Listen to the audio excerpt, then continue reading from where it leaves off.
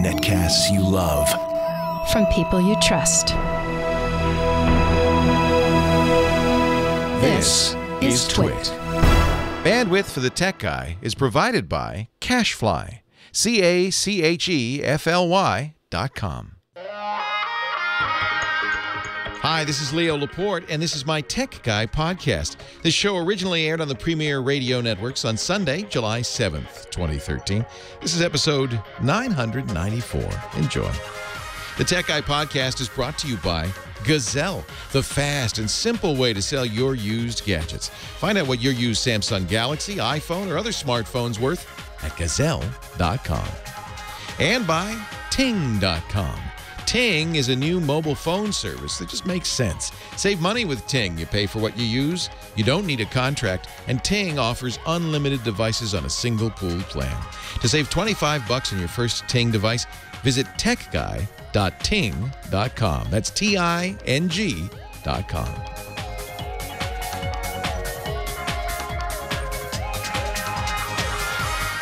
Well, hello there. How are you? Leo Laporte here, the Tech Guy. Yeah. I'm practicing. I'm practicing this. This is something that seems to be a internet generation thing, Heather. I'm practicing. Aw. Can you do that? I do it all the time. Aw, like you see a cat. Aw. No, how do you spell it?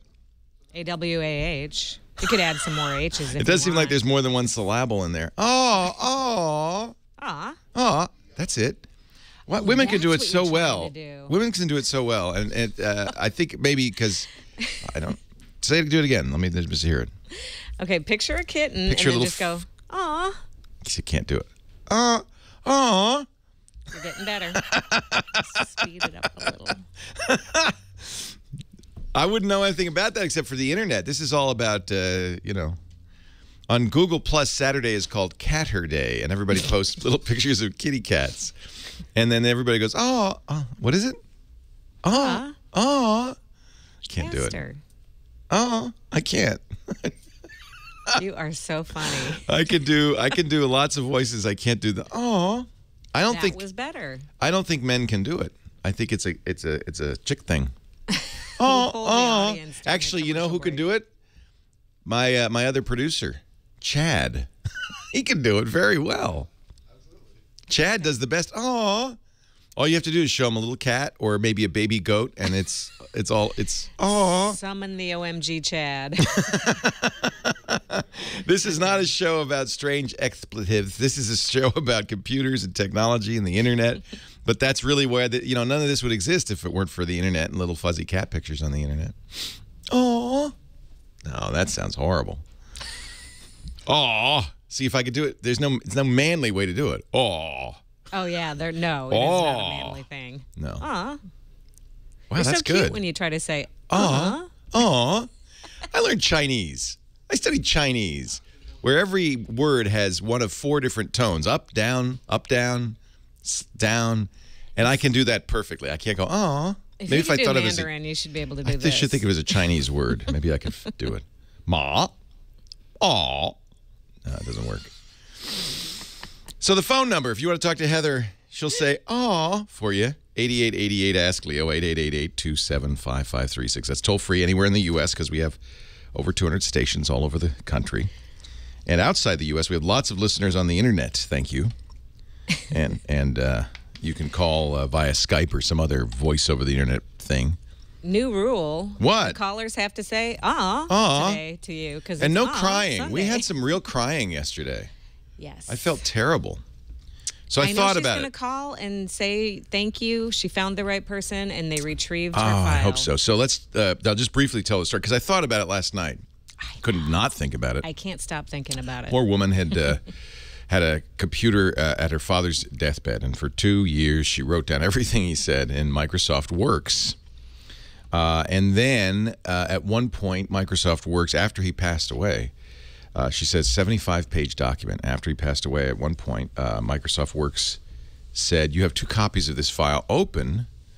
If you save, it might overwrite work you've done. She did, and it overwrote a year, at least a year's worth of notes, everything he'd said in the year 2012 when he passed away. And she was devastated. She was still devastated. Oh, yeah. And, you know, I probably said the wrong thing. I focused on how do you get the document back. And really the truth is, I was thinking how lucky she was. She got to spend all that time with her dad as he was dying. So many people don't get to have that time together with a loved one as they pass. And she had all that time together. And she was able to make those notes. And yes, the notes are gone. But those memories, that time she had with her dad is still there. And you can't erase that. You really can't. Unless you get a sharp hit in the head. But you got to, if you wear a helmet when you bicycle, you're fine. And it's similarly to wearing a helmet while you bicycle, you probably should from now on back up your data. And those are such important calls, hard to hear, but a reminder that you shouldn't trust technology, not for 1 minute. And if you're writing something in a computer that's really important, you've got to take extra steps to make sure it's safe. You make copies of it, not on just the computer, but you might print it out. You might make a copy on an external drive. You might make a copy on a thumb drive. It's easy now to do that. That stuff's very prevalent. And then take it off-site. Get it away from the computer. So that, you know, if something bad happens to, you know, the house burns down, you know, those horrible fires we just had in Colorado, you still have a copy of it. If something's that important, I get these calls from time to time, people in tears. I don't want you calling me crying because, you know, because you lost something that you can't get back. Never trusted the computer, but, you know, I just remind you that, and it's so easy for us to fixate on that stuff when really, she had 2 years with her dad at his bedside, and I think that's something never to be forgotten. And and I Lover says maybe the NSA has a copy. You could call them. I'm pretty sure they do, actually. We're almost positive they have a copy of almost everything that goes on. There's nothing. It's really, you know, we laugh because we laugh like it's whistling past the graveyard. They have almost everything.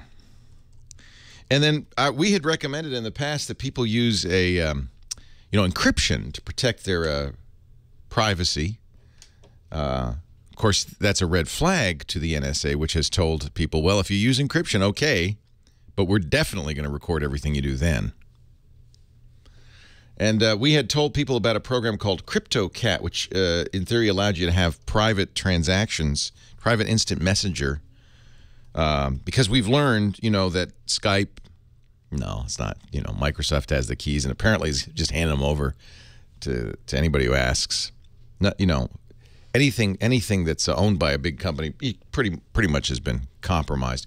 Interesting, though, CryptoCat, the idea was it lets you chat with privacy with an open source program. That means anybody can read it, the source code, the programming code, and validate that it does what it's for 17 months. Well, there's an argument over how long. For at least 7 months, this thing has had a boneheaded error in it that let anybody read it. Oh, that's depressing. However, there is a fix. So if you're using that encryption, so that led an expert in this stuff to say, you know, really, just if you want privacy, use PGP or Open PGP and encrypt your email. That's the best way to do it. Rookie mistake. That's what the security expert said. CryptoCat made a rookie mistake. Oy. Did you have a web TV in the day? Anybody? Show of hands. A lot of people did. Microsoft's first it was web TV that was sold to Microsoft, became MSN TV. End of September, Microsoft is shutting it down. There are still people using web TV. I think they all listen to this show. Came out in 1997. Actually, came out earlier. Steve Perlman, the guy who created it, sold it to Microsoft in 1997 for $425 million. The idea was it's just a device you'd hook up to your TV and to your phone line. This was in the early days of the internet, and it would put the internet on your television, and you'd have a wireless keyboard. You could sit back, browse the web, such as it was in 1997, that kind of thing. That, you know, I think if it's being used by people who just don't want to let go. Probably a lot of seniors. It might be time. You'll get an email in your Microsoft TV or MSN TV mailbox saying we're shutting it down September 30th, 2013. And the letter explains what you need to do before the service ends if you want to save your email favorites, scrapbook photos, page builder pages, that kind of thing.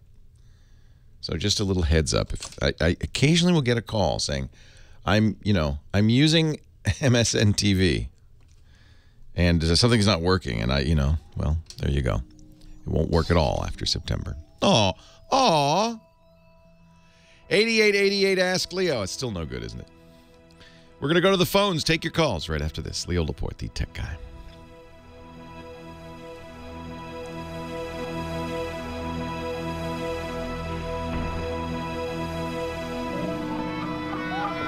Aww. That's the worst. That's so bad. Oh, my goodness. Our show today brought to you by Gazelle.com. Look at that pretty gazelle leaping across the plains. Not that kind of gazelle. Gazelle.com is the place to go if you've got old stuff. We were talking yesterday about the junkie drawer. And if it's a geek's junkie drawer, it's no doubt filled with old iPods, old phones, devices of all kinds. They're just gathering dust. Why do that when Gazelle will buy it from you, pay you good money, U.S. dollar? For broken phones, broken iPhones either, not all broken phones, but broken iPhones even. So the iPhone 5, iPhone 4S, iPhone 4, going back to the 3G, BlackBerries, HTC, LG, Motorola, Nokia, Samsung phones, iPads, tablets from other manufacturers too. Let's say you bought a Microsoft Surface RT some months ago, and you're saying I want to get rid of it. I don't use it. I want to get something better. What kind of condition is in good condition? You got the power supply? Yeah. I got the cover? Yeah. Aw, what's it worth? 100. Whoa, okay. I'll take it. Almost $200, $199. Maybe you're ready for the new iPhone. Now, these quotes are good for 30 days, so you can get the offer right now. $320, okay. Let's pop that in the box. Gazelle pays the shipping. They'll send you a box with a mailing label. You have 30 days to redeem it, so that's a guaranteed price quote good for 30 days.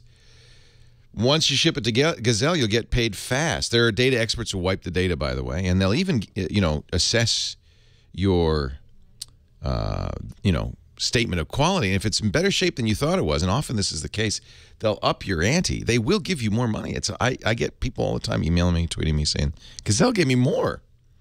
You get a check, a PayPal credit, or here's a pro tip, get the Amazon gift card for 5% more. GAZELLE.com. Lock it in for 30 days. I guarantee you that gadget's not getting any more valuable. No siree. You could find out why now over 500,000 folks have been paid more than $100 million by Gazelle.com. Don't hang on to that old stuff. Sell it to Gazelle. Keep it moving.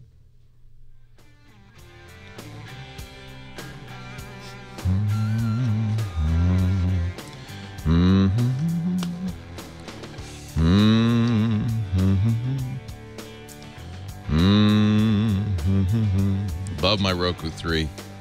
Love it. What does my mug say? It is from The Ohio State University.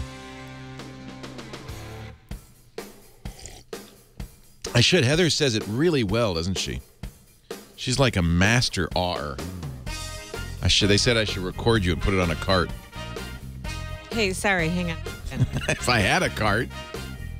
They said I should record your awe and put it on a cart. I don't have a cart. Said cart. Cart machine. Nathan, roll tape. Did you get it, Nathan?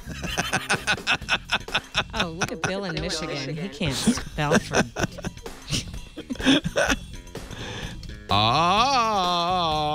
Yeah, right. It was a gift from Darth Emma, our professor of geology at The Ohio State University. Mom. Bronwyn. Hi, Bronwyn. All right, here we go. I bet she could do it. Aw. Oh, you know it. Leo Laporte, the tech guy. Heather Hammond, the tech gal. Okay, Heather, we've got a full board of wonderful callers, all of them fabulous. Anybody crying? Just warn me ahead of time. Seriously. I can't take it. I can't take it a second day in a row.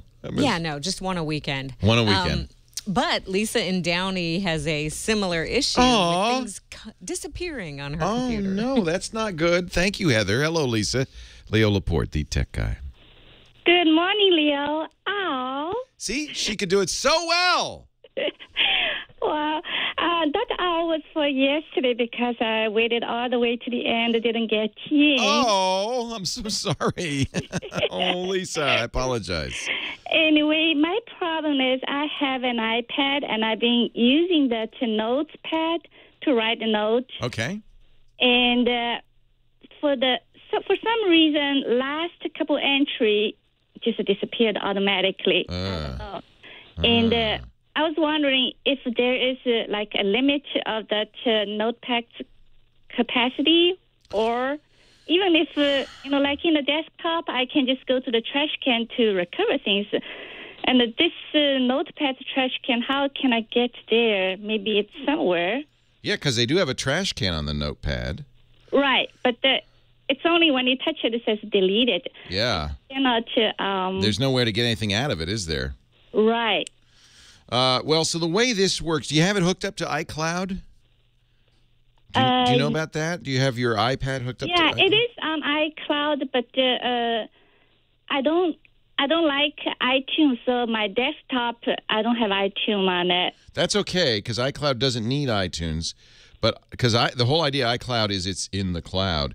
So go to your settings and tap the iCloud setting and see if you have notes turned on for synchronization, because if you do, then the notes you write are up in the cloud, and that may be what happened. Is they might have gotten somehow deleted in the cloud. That would be bad. And then deleted on your device. Do you use notes anywhere else? Do you have an iPhone or a Macintosh? No. That's the only I thing I have. The only I thing? Yeah.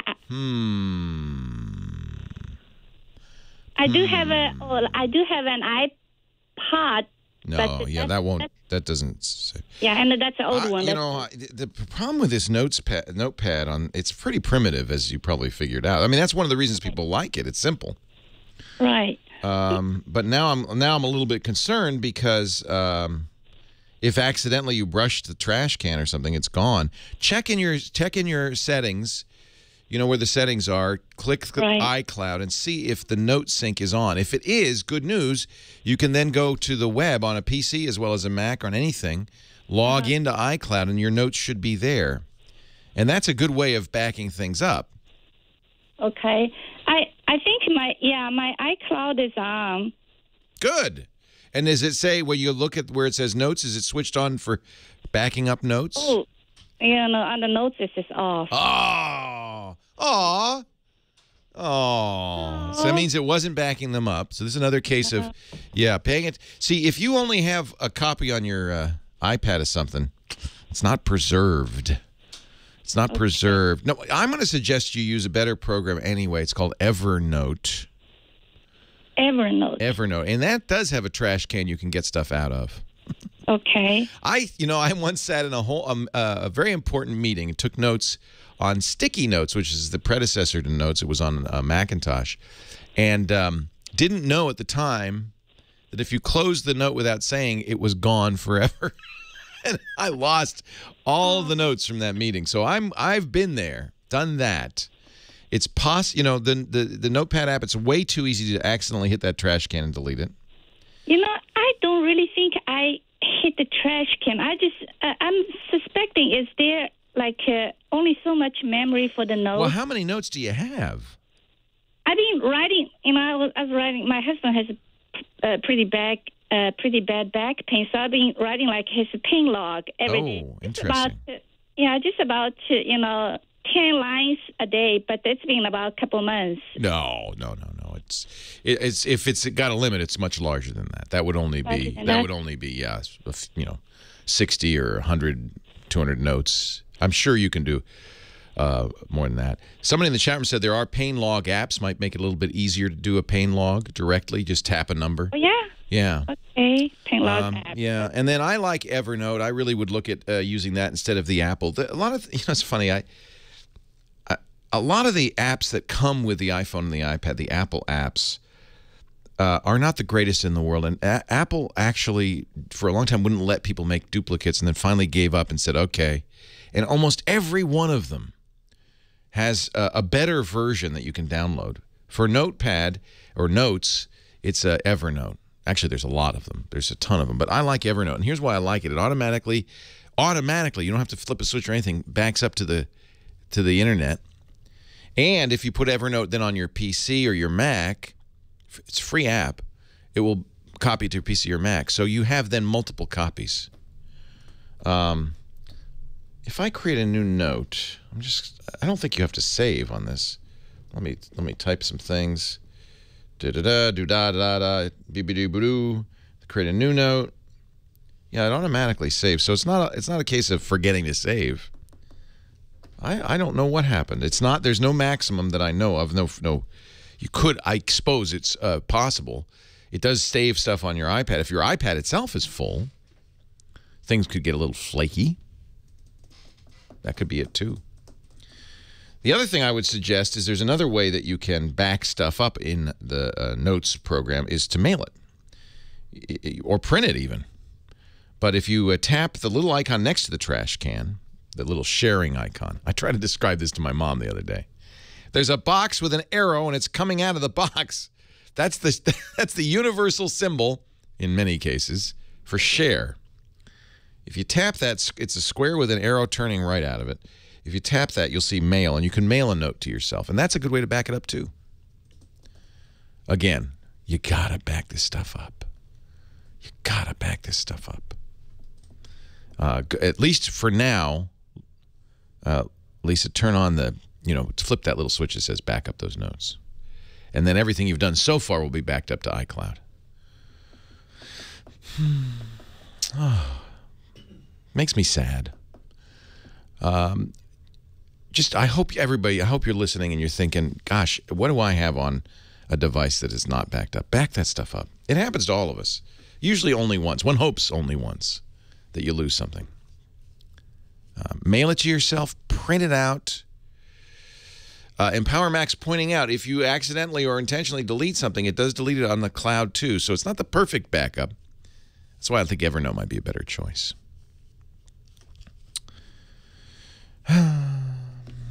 Don't know what to say. 8888 Ask Leo. So our webpage is techguylabs.com. You've heard me mention the chat room a couple of times already. Those are great people in there. And if you want to join us in the chat room, if you just go to techguylabs.com, you'll find a link there. It's very easy to get in there. Also, all the things we talk about on the show are jotted down by James DeRuvo, put up on the website, and eventually even audio and video of the show too. techguylabs.com. More calls right after this. Aw. Hey, that was a good one. See, I felt bad, and I did it right. I felt bad for Lisa. I went, aw. Aw. I did feel bad for her. Oh, you've always been great people, McMahon. Except when you tell me things that are wrong. All right, I'm going to let you talk again. Do you have a light that somehow you seem to know when you're on? There's a monitor down there. Yeah, but I mean, you can tell when I've got your mic on? No, you don't have a red light. No, I can't tell at all. Yeah, well, we're going to get you a little light. That would work. Wouldn't that be good? Just kind of, or this. Hello? Well, not too hard. Do we have a tally mechanism? Probably not. No, there is. Really? GPIO, general purpose input-output. Yeah. Stuff from the back of the radios. Yeah. For any pot? Because this isn't a mic pot. No, you can use the web interface to assign functions. Oh, good. To the outputs and then just put a little light bulb there? It can control the little mic panels. Be a good idea. Then she would know when, Heather would know when she's on. A little adapter interface. And, all right. It's a project, not number 1 on your list. Number 8 on your list. Yeah, so far. That's a good one. And no one's really going to hear it on their car radio. And then if I think you have me up and I need to be down, I'll be like this. Oh, Yeah. that would look stupid on the webcast. I don't care if you do that. We should come up with a hand signal. Down. Hook 'em horns.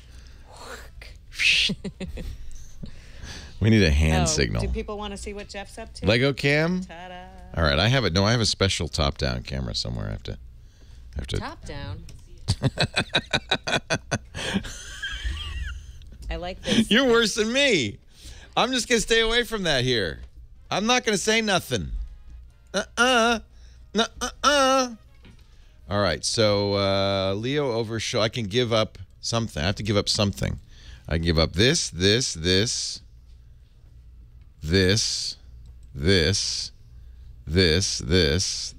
don't want to give up any of that. All right, I'll give up the Chat-O-Matic briefly. And just briefly to show. Ooh, look at that. It's really made some progress. You're doing a time-lapse, right? Yeah. Oh, man. That's making some progress there. Someone votes for giving up my number 2 camera. They don't like which? This one or this one? I love that This camera. one? No. Or I this think one? you meant that one. This one or It says this 21. one? Which is better, A or B? The one that has my age on it. You're not a day over 20, I know. Yeah, I can't even drink yet. No, she gets carded all the time. Mm-hmm. My daughter just turned 21, and she looks like she's about 16. Oh, yeah. She says she gets carded all the time. You know what I can't stand is, I forget where I was, but some people were complaining about getting carded Don't at complain like about 28 or something like that. man. And you're like, are you kidding? Okay, anybody ever does that again to you? You say, well, my friend Leo gets a worse kind of carding. He gets carded for being a senior. Right. Okay. Are you 55? Don't try to get in the movies. Actually, I want to with get that carded, but they don't card me. In fact, they started asking me when I was 50 over at Petaluma Market. Senior discount, right? No. No. Get out of here. What are you, nuts? I But look you know, 55 to you?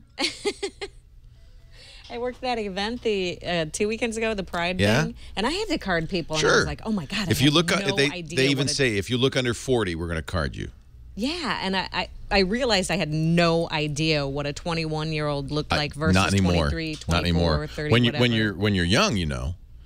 But now they all look the same. Oh, they all have pimples. A teenager looks exactly the same as a 30-year-old to me. Uh-oh, They that all will look get you the in same. trouble. No, they do. They all look. Oh yeah, couldn't it? That's my defense. I thought she was 30. Leo Laporte, the tech guy. No, not yet. Thank goodness.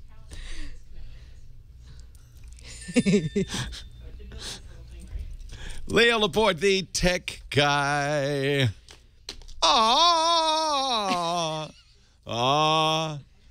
Duran can do it.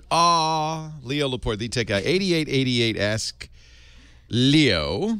And let's go on with the phones here. Mark in Tustin, you're next. Hi, Mark. Leo Laporte, the tech guy. Hey, obviously you have not heard enough. Aw. Oh, Mark, you do that like a girl. Yeah, well, you get forced into enough baby showers. Uh-huh. And then, basically you keep saying that, and I'm just like, I can strangle him. I can strangle him. I know. It's just like a baby going to a baby shower, being forced to a baby shower. Yeah. Yeah. Being forced to eat baby food and trying to pick out which one it is. Yeah. Oh, it's terrible. It's all That's horrible. Yeah. Somebody made you do that? Yeah. Oh, no. Yeah, it was. I wanted to Is leave. this and my strained father-in-law carrots or told us to stay and strained watch. peas? Ooh. Yeah. We should make up a guy thing. There's something in there. I was with the wife and friends, and the guy said, "Men only." It's true. Men only speak to impress women. Yeah. And he grunted to me, and I gave the answers. Yeah, fine. You want food? You're sleepy. You're hungry. Food. Guys don't need English. No. We got We're like very 7 simple. emotions. Yeah, we're very or simple. needs, and we're done. You've seen the picture that goes around the internet where it's a very elaborate machine with all these buttons. That's how a woman thinks. And then the simple machine with an on-off switch is how a man thinks. Yep. Hey. Okay, Mark, what can I do for I you? wanted to thank you for you and Steve Gibson with the low-carb diet, because I'm on my 89th day, or no, 78th day. Yeah? And I've lost 47 Wow! In 3 weeks, I lost 20 pounds, 46 cholesterol points, 18 blood sugar points, All the edema and redness in my arms and legs disappeared. Mark, and I'm so happy for you. Gone. Now, I first of all, this is not a diet show. We don't recommend diets, and I'm not a doctor, nor is Steve Gibson's our security guy. But he did a lot of research, and this seems to be more and more what people are saying. And it's really it's as soon as you stop eating the processed foods with all that sugar, that's probably the 90% of it right there, isn't it? All that horrible stuff. But some people go farther. They do this so-called paleo thing where they only eat, they don't eat any carbs at all. And I tried it briefly, like for a year. I didn't lose any weight. So it doesn't work for everybody. But I'm really happy to hear it's working so well for you, Mark. That's great. Yeah, I'm transferring to my 2X clothes today. Wow. I'm so jealous. Yeah, so That's I mean, great. it's nice. Nice job. Yep. No more programmer-sized clothes for you, sir.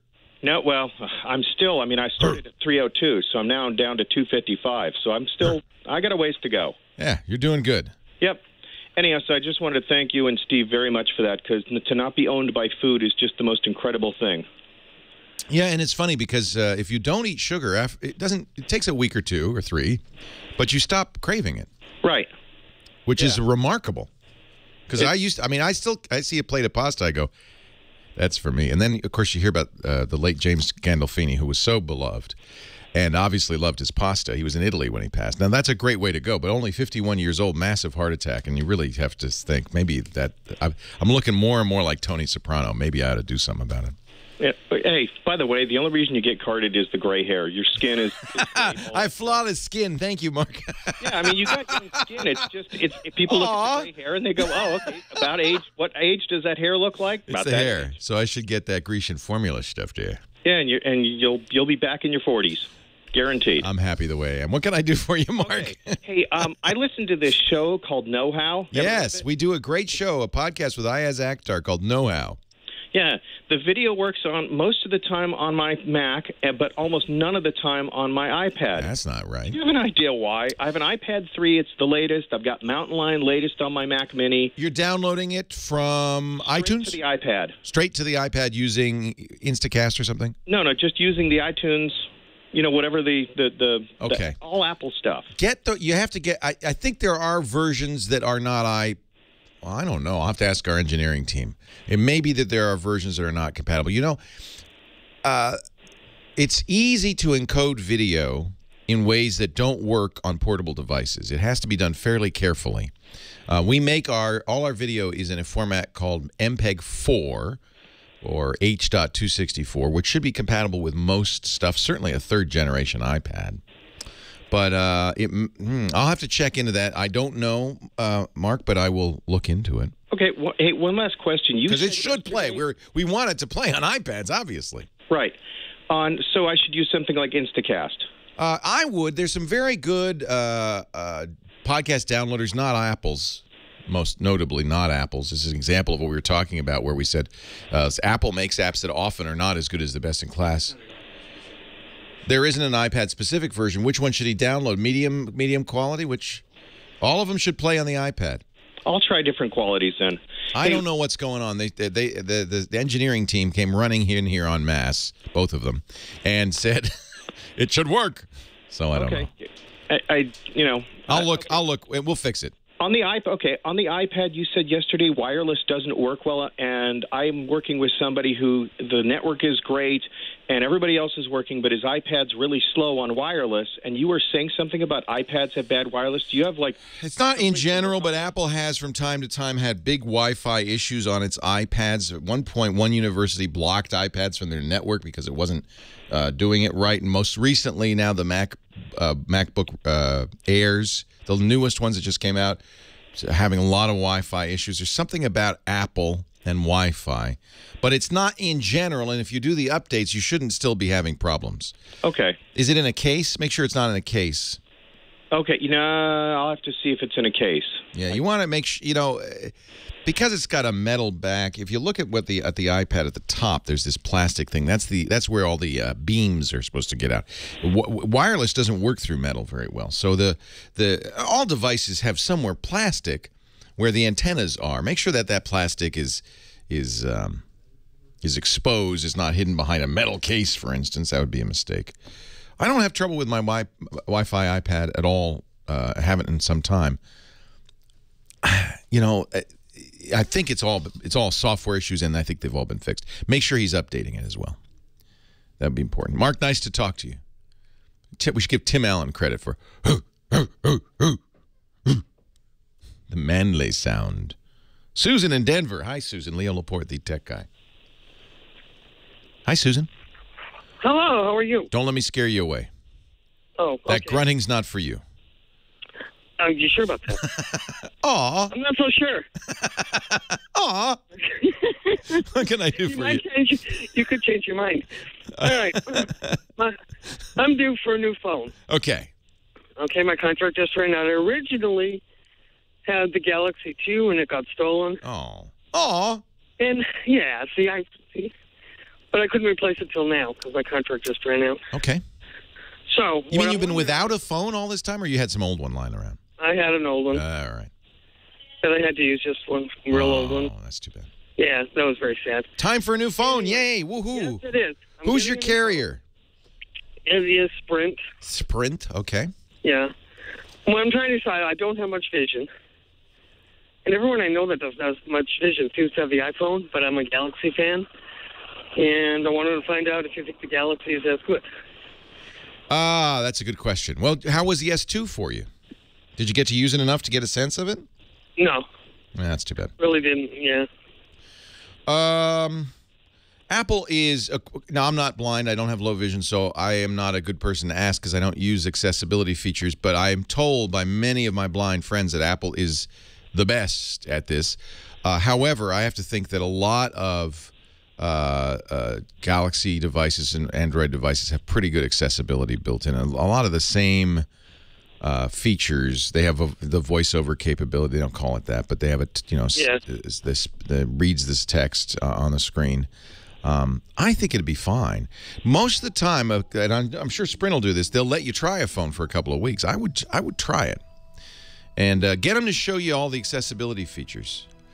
I'm with you. I think the Android phones are great. Leo Laporte, the tech guy. iPhone is the best. I still think, but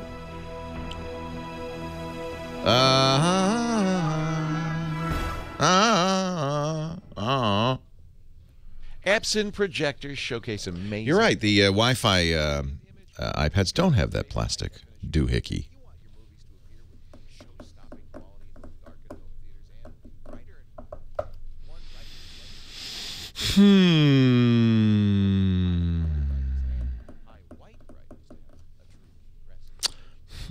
But I'm thinking about so I guess 3G does need that. Maybe because it's lower power. Or cell phones need it, but Wi-Fi does not. I don't know. There he is. That's Jeffrey Needles. Some significant progress. All right. Now you guys are going to have to sit on the floor. You can sit him. You've been sitting in the living room. Can we do photos? You've been sitting in the living room? Aw. That sucks. Yeah, we can do photos. You about to leave? No, but... You can sit here. I don't mind if they sit there. That's fine. They don't want to sit there. Cameras, come into me. Go back there. Come, stand next to the keyboard, and I shall roll this ball underneath you. Stand up there. Go. Okay, now. That's the way to do it. You got time. No hurry. No, just relax. Where are you guys from? Michigan. We're from Detroit. All right. The Motor City. Actually Detroit proper or Dearborn or? We're not from Detroit proper. No one is. Not very many people are. Nobody is anymore. You work in the auto industry? I am. I'm a marketer at Cadillac. Ah, how fun. All right. We actually met you at one of your Dearborn visits a couple years ago. Dearborn was fun. Did you go to the Maker Faire too while you were there? Oh, we did? Yeah, that was awesome. What's your name? Ethan. Hi, Ethan. Nice to meet you. Are you a student? Yeah, I'm going into my freshman year of high school. How exciting! Are you excited, Ethan? Yeah. Did Kevin give you a nice computer to go with your freshman year? No. Well, I think Dad's got to fix that problem. He uses what he calls the ghetto computer. That's a hand-me-down, a.k.a. a hand-me-down. Yeah, I know how that is. So you guys... My kids get my hand-me-downs, too. Then you walk to the other side. You guys can walk me? I'm not going to intervene. I shall not intercede. What nice visitors you have. Isn't that sweet of them? I appreciate it. But seriously, you could put chairs there. I don't care. You could put chairs there. We can fill this room with people. I know. I don't want anybody to get hurt. Yeah, getting my hand-me-downs is not a bad thing. Not a bad thing. Andy Murray, first Brit to win Wimbledon in 70 years. Nice job, Andy. Lunch preference today? Ah, salad. I don't want to pull a Tony Soprano. As they said in As they said in Goodfellas. Was it Goodfellas? No, it was in Analyze This. Hey, what kind of sandwich is a diet sandwich? I don't know, half a sandwich. Exactly. Right? That's what portion Dr. Dean would control. say. Yeah, it's never Exactly. worked for me. I think I'm good. I had portion control. I had a small amount of ice cream, a small bagel. See, I'm getting to where I have to learn that. Yeah, you never. No, look at you. Slender, slim, svelte. You don't put on my jeans in the morning. Like, they're getting tight. And I could help if you need help. I've got a pair of pliers. You ever do that? stand in I used to one have a place and girlfriend I'll who would do jump. that. She'd lie in bed Oh, no. and she'd use pliers to zip up the jeans. Oh, my God. And she was skinny, but she would buy them too small because she wanted them really tight. Top, even though you're thin. Right. That's not a good muffin. Not good. Leo Laporte, the tech guy. 8888. Ask Leo. That is the number. Do not ask me about diets or plans for losing weight. I know nothing. I am no expert in that. Not at all. Max in Milpitas. Hello, Max. Leo Laporte, the tech guy. Oh, hello, Leo. Hello, Max. Oh. That's terrible. Max, you sound like an operatic soprano. That's not... Oh, yes, I've been practicing all morning. What can I do for you? I think it's a good thing. Leo, If a guy can't do it, it means they're manly. That's manly. Manly, yes. Manly. Like a real man. Yes. So, Leo, my laptop is a Sony Vaio, the 13-inch Z series, the signature one. Very nice. Very nice. Yes. Very nice. Recently, I think it's been possessed by some sort of a spirit. And I'm hoping that you'll be able to perform some exorcism through the remote. All right, put your hand on the radio and then your other hand on the laptop. Left hand on the radio, right hand on the laptop. And I'm going to heal it. No, I can't do that. What is wrong? When you say is it possessed, what is it doing? Yes. Yeah. The laptop freezes intermittently, and I've isolated the application to Chrome. Chrome is the one that does it. I am seeing things now. So Chrome is notorious for doing a few things. It exercises the computer pretty well. It works it hard. The CPUs work hard. It uses individual processes for every tab, so it's doing a lot of task switching. Websites in general are more demanding than one would think, scrolling through all those images and text, playing back videos. I think it's overheating.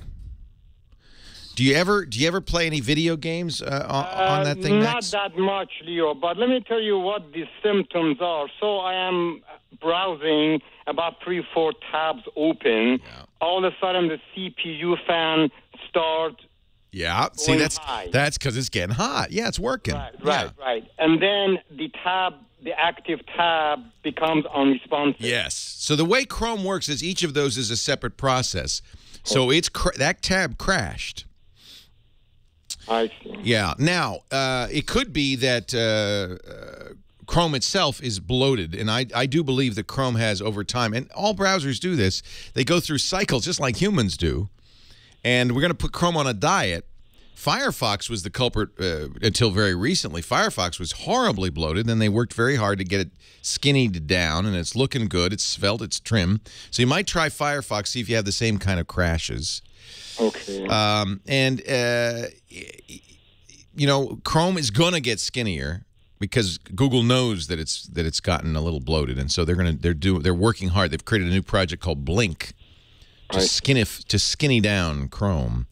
But the other issue is, of course, it could be the laptop itself it's older, a few years old now. About 2 years old. Yeah, you might want to, make sure that the fans are working well, that there's not dust hasn't accumulated inside, so that those fans can't cool it.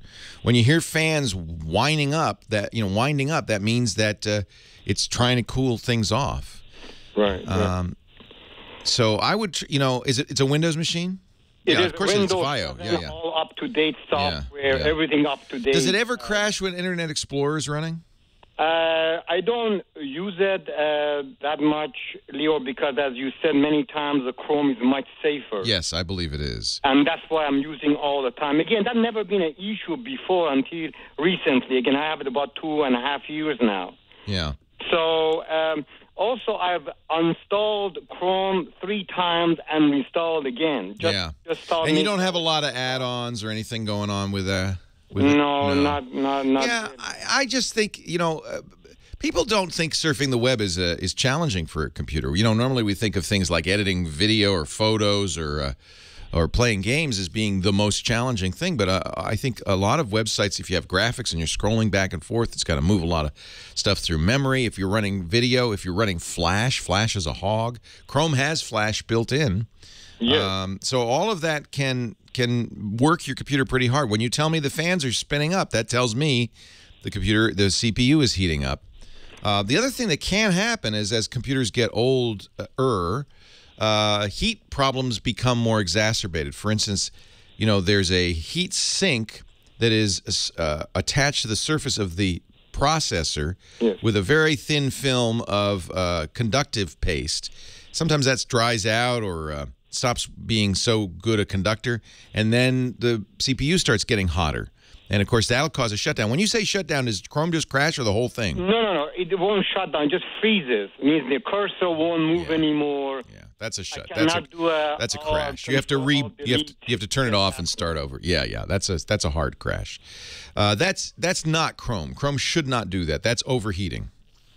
So what should I do at this point, Leo? I mean, do I need to buy a new laptop? No, I don't think so. I would, one thing you could do is bring it to somebody who could take it apart and clean it out. If you feel handy, you could do that perhaps. Laptops, it's always tricky because it's pretty tight in there. And, you ever take apart a watch? I used to do this when I was a kid. And that last screw and everything goes boing. Good luck getting it back together. Right. Same thing can happen with a laptop. Last screw. Whoa. It's like a clown car. How'd they get all that stuff in there? And you never get it back in there. I don't know how they get it in the first place, frankly. So be careful. But somebody who knows what they're doing can do that. Yeah, you could, see if you can see where I don't know how big the fan opening is. If you can see if there's dust in there. No, I tried, Leo. I looked at it, and even I used a little compressed air gently to blow air into it, and I don't see anything coming out. All right. So I don't know at this point. Should I use the recovery disk to reformat this thing all over again? Yeah, if that's not a bad thing to do. I do that fairly frequently anyway. It certainly isn't going to hurt. It's just time. Yes. Time consuming. You got to back up your data and all that stuff. Yes. The other thing you could get is, they have these USB cooling fans that sit under a laptop. As laptops get older, they do seem to be more sensitive to overheating, I have to say. And so they sell these on eBay for $10. They're cheap.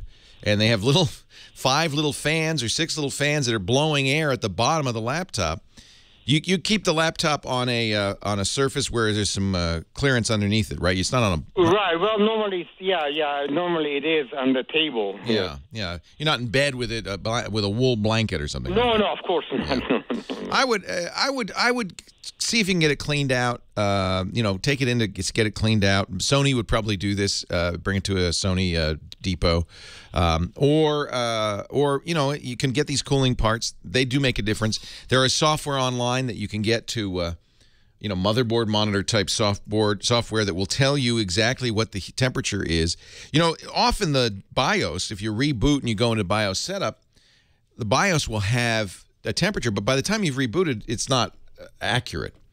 So it's a good idea to get some software on there that you can actually see the temperature going up. And you can tell, if a processor is getting over about 45 degrees centigrade, 150, 140, 150 degrees, it's too hot.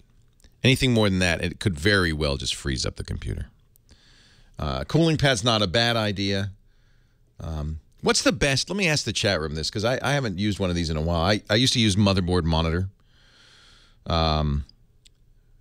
Speed fan is one people are suggesting. Speed fan. We'll put these in the show notes. Yeah, that looks pretty good. It monitors voltage, fan speed, and temperatures in computers. If you have a hardware monitor chip, most modern computers do. Even can access smart info and hard disk temperatures. This is good. Speed fan works on Windows 7. And that is from a company called Almico, ALMICO.com. Number of people recommend that. So put that on there and see. And, you know, you probably should be able to watch it just heat up, inching up. And as you open another tab and another tab, and maybe open a video, you can see just inching up there. 88, good luck. Good luck. This is something that you shouldn't have to buy a new computer. 8888 Ask Leo. That's the phone number if you have a question or a suggestion. Maybe you have a fix for our caller. 8888 Ask Leo. The website is techguylabs.com. That's where we put links to all the things we talk about, including CPU-Z, Speed Fan, CPU ID. There's quite a few different programs to do this, and we'll put them all in the show notes. Thanks to James and Josh. Leo Laporte, the Tech Guy. More of your calls right after this.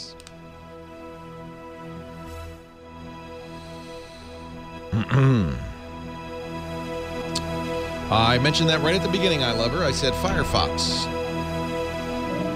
La la la la la.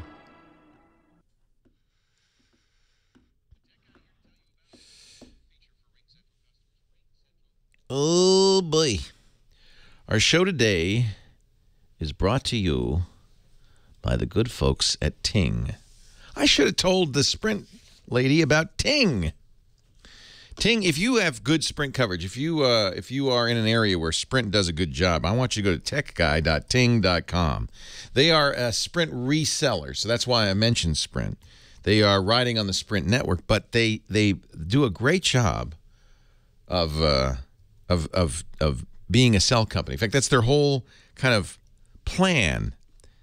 The company that started them, and my friend Elliot Noss, who is at Two Cows, he said, you know, we got a business here. If we could just find businesses that aren't just terrible, that everybody needs, but they're poorly run. And the first one was hover.com. They reinvented domain registration, and I think very credibly.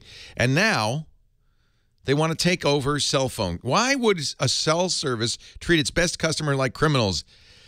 That's a good question. Visit ting.com. Go to techguy.ting.com and get $25 off your first device. So what is different about Ting? Well, for one thing, no contracts, no early termination fee. They have all the greatest phones, of course. They also have this unusual idea that you should pay for what you use, no more and no less. So look at their rate calculator, and you'll see how great Ting is. Oh, and the other thing I love about Ting is that it's shared plan for as many phones as you want. So let's say you have a family of 4. That'd be 4 phones. You pay $6 a month. That's the base rate for each phone. Then choose your plan. 1,000 minutes. This is all shared, right? 2,000 text messages, and let's get 3 gigabytes of data. 4 phones, $110 total. Not per phone, total. Now, you tell me what you're paying for your family plan. But here's the beauty part. You need more. If you use more minutes, no problem. They just bump you up to the next level. You don't pay a penalty. Use less minutes, they rebate it to you. Same thing with the messages. So this is just a serving suggestion. Just guess, just to give you an idea of how much it might cost you. Use more data, you pay for it at a nice, flat, fair rate. And by the way, that price includes tethering and hotspot. You don't pay extra for that. You also get caller ID, 3-way calling, picture and video messaging, voicemail, and more. T-I-N-G, Ting is the name. If you go to techguy.ting.com, you'll save $25 on your first device. You can bring eligible Sprint devices into Ting. So if you've got a Sprint phone now, no problem. You can also, they have a good selection of used phones. So, you know, you can save money. And, if you want, like the HTC One, that's less than Google's selling it for. Galaxy S4, they've got them all. Galaxy Note 2. So any phone that you want. Now, it's not subsidized, so you're buying the phone. You'll get it within 3 days. Then you activate your Ting account. No contracts, no early termination fees, no bundling, no ride-along services, no overage charges or penalties. You get credit on service you don't use, no add-on charges for tethering or hotspotting, no mysterious line items, and unlimited devices on a single plan. I'm talking Ting. Go to techguy.ting.com, and I think you will be very impressed. No-hold customer support, excellent online support, active customer forums, startup tutorials, the works. Techguy.ting.com. Save $25 on your first device. Well, hey, how are you today? Leo Laporte here, the tech guy. Time to talk about computers, the internet, cell phones, camcorders, MP3 players, home theater, and all that jazz. Our digital photography guru, Chris Marquardt, will be here at 33 1/3 after the hour to talk about cameras and busting some digital myths, myth busting. Meanwhile, we'll continue to take the calls at 8888 Ask Leo, 888-827-5536. Heather Hammond taking the calls, fielding the calls. Heather, who should I talk to next here? Time to talk to Gordon in Tarzana. Gordon in Tarzana. Let me find him on line 5. Hi, Gordon. Leo Laporte, the tech How you doing, guy. Leo? I'm great. I have a quick question for you regarding my ham radio. Yes. I'm not sure if you're any help over here. I'm not a ham expert, although I took the test. But we have a lot of hams listening, so maybe we can help. We can help out on, yeah. I have a Baofeng UV5RA. People are kind of going crazy about these Chinese radios now that are very sophisticated and very affordable. They're dirt cheap. You know, I paid for this unit. I think it was $50. Wow. And it's a handy talkie. It's a portable? Portable handheld radio. Mm-hmm. It lasts me, the battery lasts me a good 48 hours between charges, which is incredible for when I go camping and hiking and whatnot. Yeah. Now, so you are a technician, general, advanced?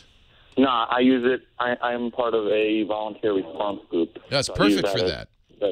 Perfect for that. Yeah, of course. Yeah, and you have to have a license to use these, amateur radio license.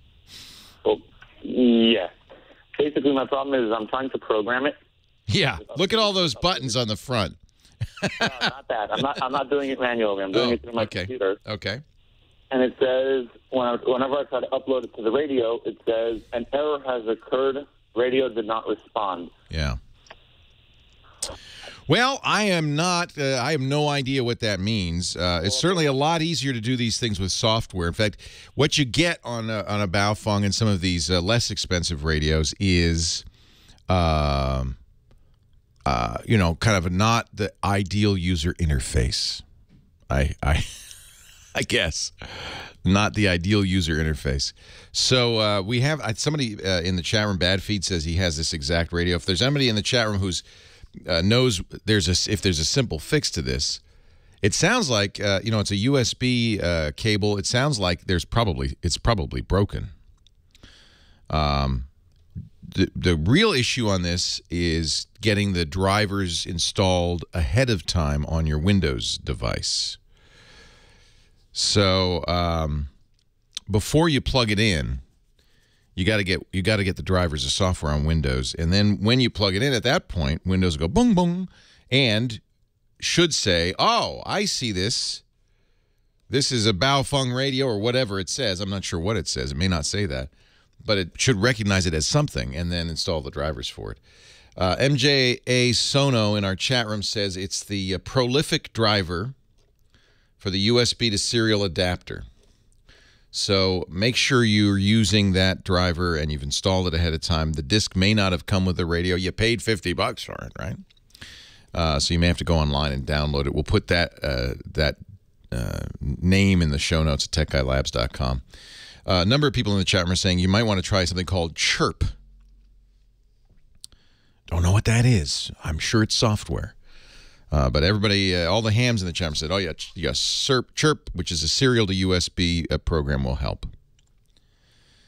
MechMan says when you first plug it in, if you've got the right drivers, it'll say this is an external USB device, and then it would say maybe, we don't know. I have to hear from somebody who has this radio, Baofeng, or something like it. So I would guess this is an issue that has to do with drivers and USB drivers. However, it could be the radio. You know, it's cheap radio, and I'm sure they don't do a lot of quality control. Could be the radio's messed up. This is the risk, of course, anytime you get something cheap from China. Yeah, if it doesn't work, what do you do? What do you do? MJ Sono says you need the correct prolific, Prolific drivers. I hope that helps. Best I can do. Oscar in Los Angeles. Leo Laporte, the tech guy. Hi, Oscar. Hi, how you doing, Leo? I'm doing well. How are you? Good. You know what? I have a quick question. My son, he is just graduated from high school. He's going to be attending college, and I am doubting myself on which Mac I'm going to be buying him.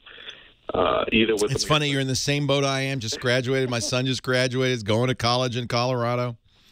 And in fact, this is a big question because Apple updated their MacBook Airs in June, but has not yet updated their MacBook Pros. Oh, okay. And I expect that they will before September. Well, I wanted to get that the computer before that, and my only thing is that I don't even know which one will be beneficial for him, either the Pro or the Air. Well, does he know, is he math inclined, science inclined? Is he going to be an English major? Do you know kind of what direction he's going to go? You know what? He's undecided. Yeah, of course he is. He's a kid.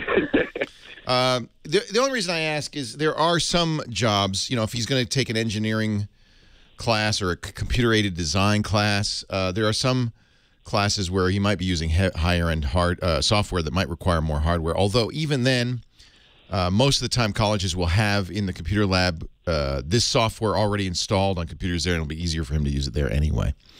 The first thing you should do, of course, is contact the college. Most colleges will have student discounts on Apple stuff. You might ask the bursar there, hey, is there a recommendation? For instance, the school my kid is going to, they said, whatever you do, don't bring a printer. We'll put a printer on the network. You don't need a printer. And there's no room for a printer in the rooms anyway. These are small dorm rooms. A laptop's a good idea. They said, we will sell you a laptop lock because this is a crime of opportunity. How often does it happen? The kid's in the library, leaves the laptop on the desk, goes to the bathroom, comes back, the laptop's gone. So a good idea to get a laptop lock. I think a MacBook Air, and this is probably what I'm going to send Henry to school with, is probably the best for a student. It's lightweight. The new Airs are very fast, have 12 hours battery life on the 13-inch. I think they're pretty good. Yeah, I did notice that also. There was only one thing that I did notice. It was on the CD drives, or was it CD drives? They don't have any. They have no CD-ROM drives. You're right. So I was thinking maybe if I go with the Air, maybe I could buy an external one just in case he does need it. You could. I would wait and see. You're right. They're not expensive. They're $50 to get an external one. In most cases, they email papers. They don't. The physical media is dying. So I'm not sure he needs a CD, but you certainly can buy them. I see that Apple already has their college promotion on, which is a $100 App Store gift card, education pricing with a new Mac. So, you should check the school to see if you probably get the same deal at the school and maybe even get a better deal. Well, I know, and with the Air, I was thinking of the 13-inch instead of the 11. Yeah, I would get the 13. I think a bigger screen is better. I got the 13, and I love it. And the 13 has the longest battery life, 12-hour battery life. And by the way, I can vouch for it. It depends what you're doing, but it is significantly increased battery life. The great thing about an Air, it's very lightweight, so it's not a hassle to take to the library or to class. I don't frankly think you need a CD drive or a DVD drive. But you're right. You can always get them an external USB drive, and do get the Apple one because they often require the Apple one, not a generic one on an Apple. I think that's a safe bet right now. Hang on a sec. We'll talk a little bit more when we come back. Leo Laporte, the tech guy.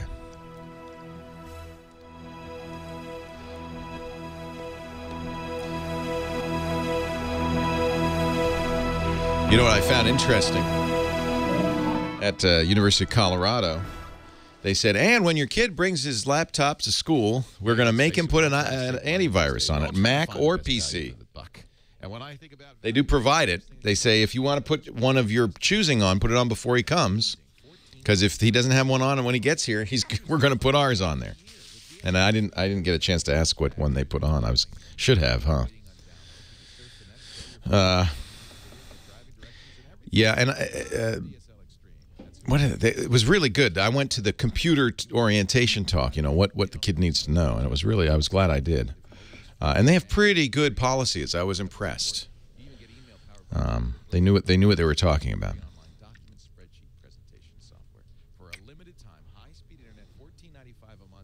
This is a, you know, so I always, for one thing, I don't want, you know, I really hate it when we're on our panel shows and it's just a lineup of Mac. So I kind of try to hide the brand. That's why there's a Twit sticker over the Apple. But yeah, it is a MacBook Air. And this one is not a spec case, although I've always bought specs in the past. InCase makes these, Spec makes them. This one is from another company, a third smaller company that I don't remember the name of. But it's got rubber bumpers on the bottom. Nice velvety touch, and I love the color. The Acer is at home, where it's sitting on a shelf. I use it. It's my downstairs laptop. The upstairs laptop is the Chromebook Pixel. The downstairs laptop is the Acer S7. And the studio laptop is the MacBook Air. OIT, that's it, Waikiki Guru. Let's see what they say. I hope it's not McAfee. Forefront, okay. Security Essentials, and then Sophos. That's good. See, they know what they're doing. That's really good. That's probably excellent choice. It's not Incipio. I've bought the Incipios before. Let me look. I'll have to go on Amazon and see.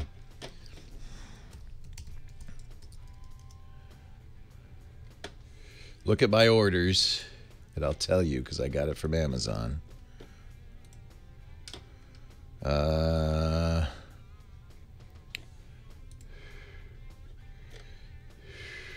It is a Kuzy, Kuzy, and they have let's see, a 13-inch rubberized hard case cover, see-through for the air. They have aqua, black, blue, gray, green, orange, pink, purple. This is not, the one I have is blue, by the way, not purple. Light blue or teal, white or yeller. But I thought this one looked the most like the Twit color, so that's why I got this one. It complements the light blue in the logo. I don't have any antivirus on the Mac.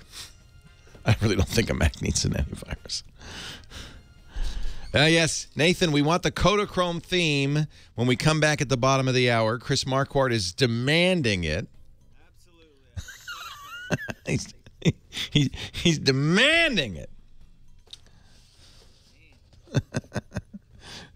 He's a toughie. I wonder if Chris has heard Picture Book.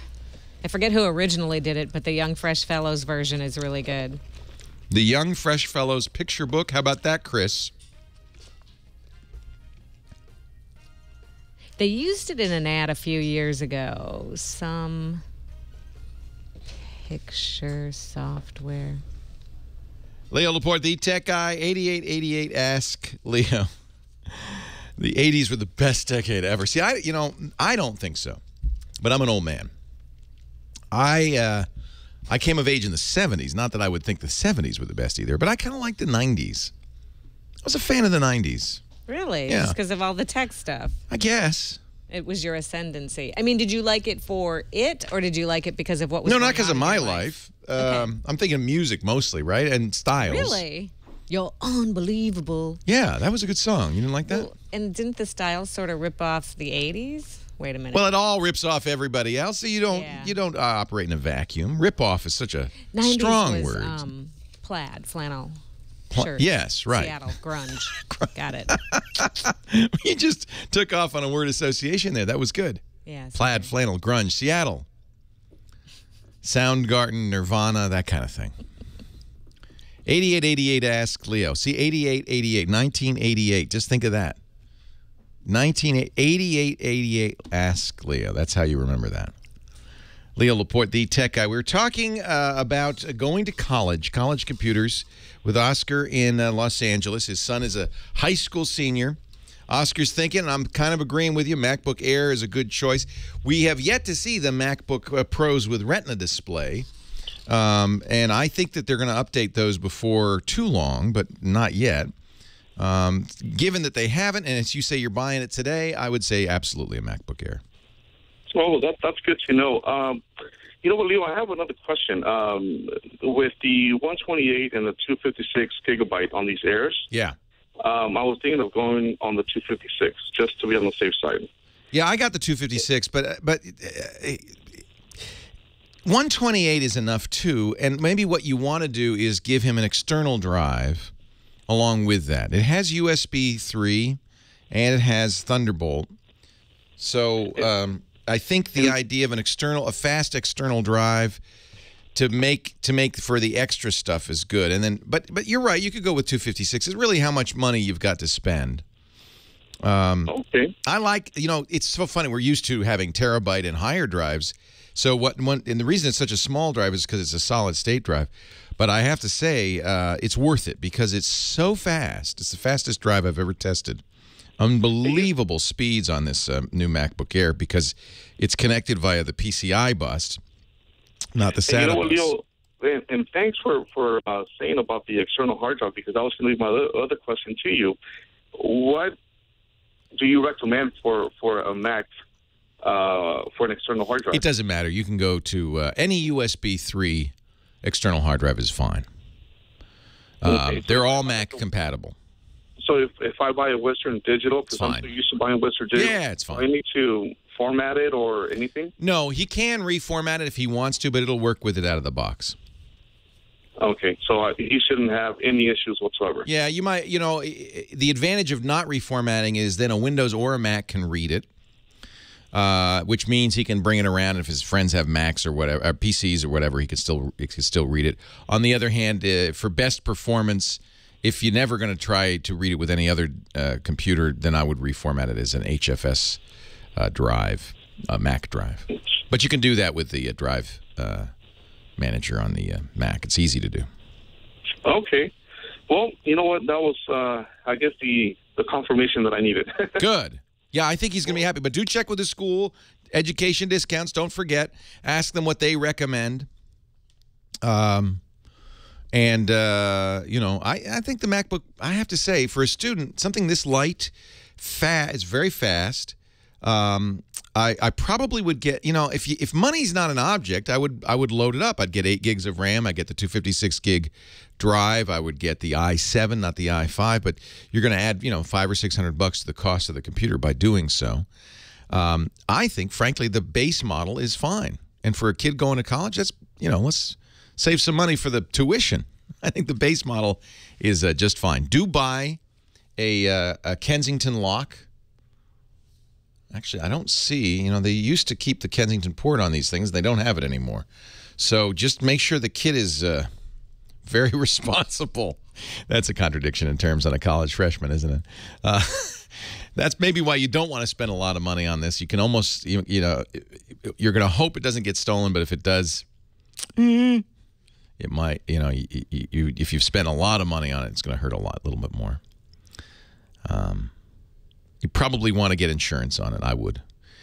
In fact, that's one of the things the schools offer that might be worth looking at. I know University of Colorado, where my son's going, has its own insurance program through the college bookstore, and it replaces lost and stolen laptops. That's probably worth getting.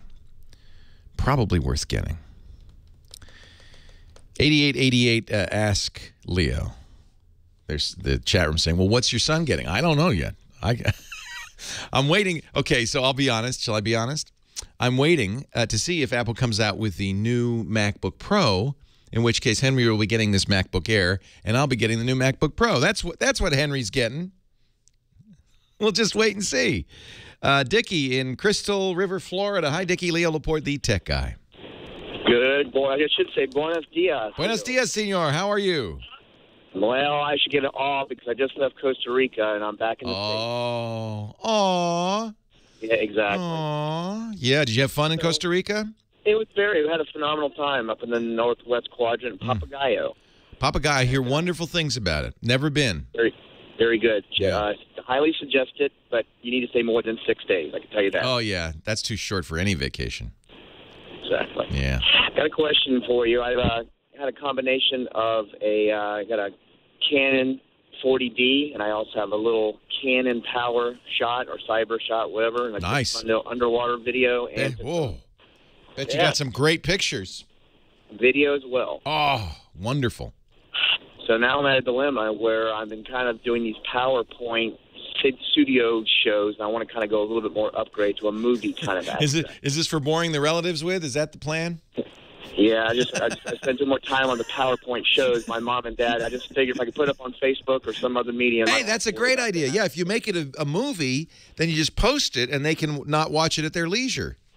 Exactly. Yeah, that's a great idea. So there are a number of good programs. Are Windows or Mac? Well, I have kind of going back to your whole deal about making sure you're backed up. I lost my hard drive on my Windows 7.0 last week, and I upgraded to a solid state for the Windows 7. Good. But while I was at my big box store, I actually bought a Samsung Windows 8.0, which I'm now being a neophyte, and I'm learning the difference between 7.0 and 8.0, which has been somewhat of a little It's a bit of a upgrade. Yeah, it is a better operating system, though. If you can get used to it, I think you'll be very happy. I heard 8.1 now. It just yeah, 8.1 will be out this fall, and that's going to, I think, fix a lot of issues people have. So there are a number of... I'm on the PC side. I'm sorry. I'm on the PC side. All right, we've got to take a break. I will come back at the bottom of the hour. Chris Marquardt, our photo guy, is here, and maybe I'll ask him, Leo Laporte, the tech guy.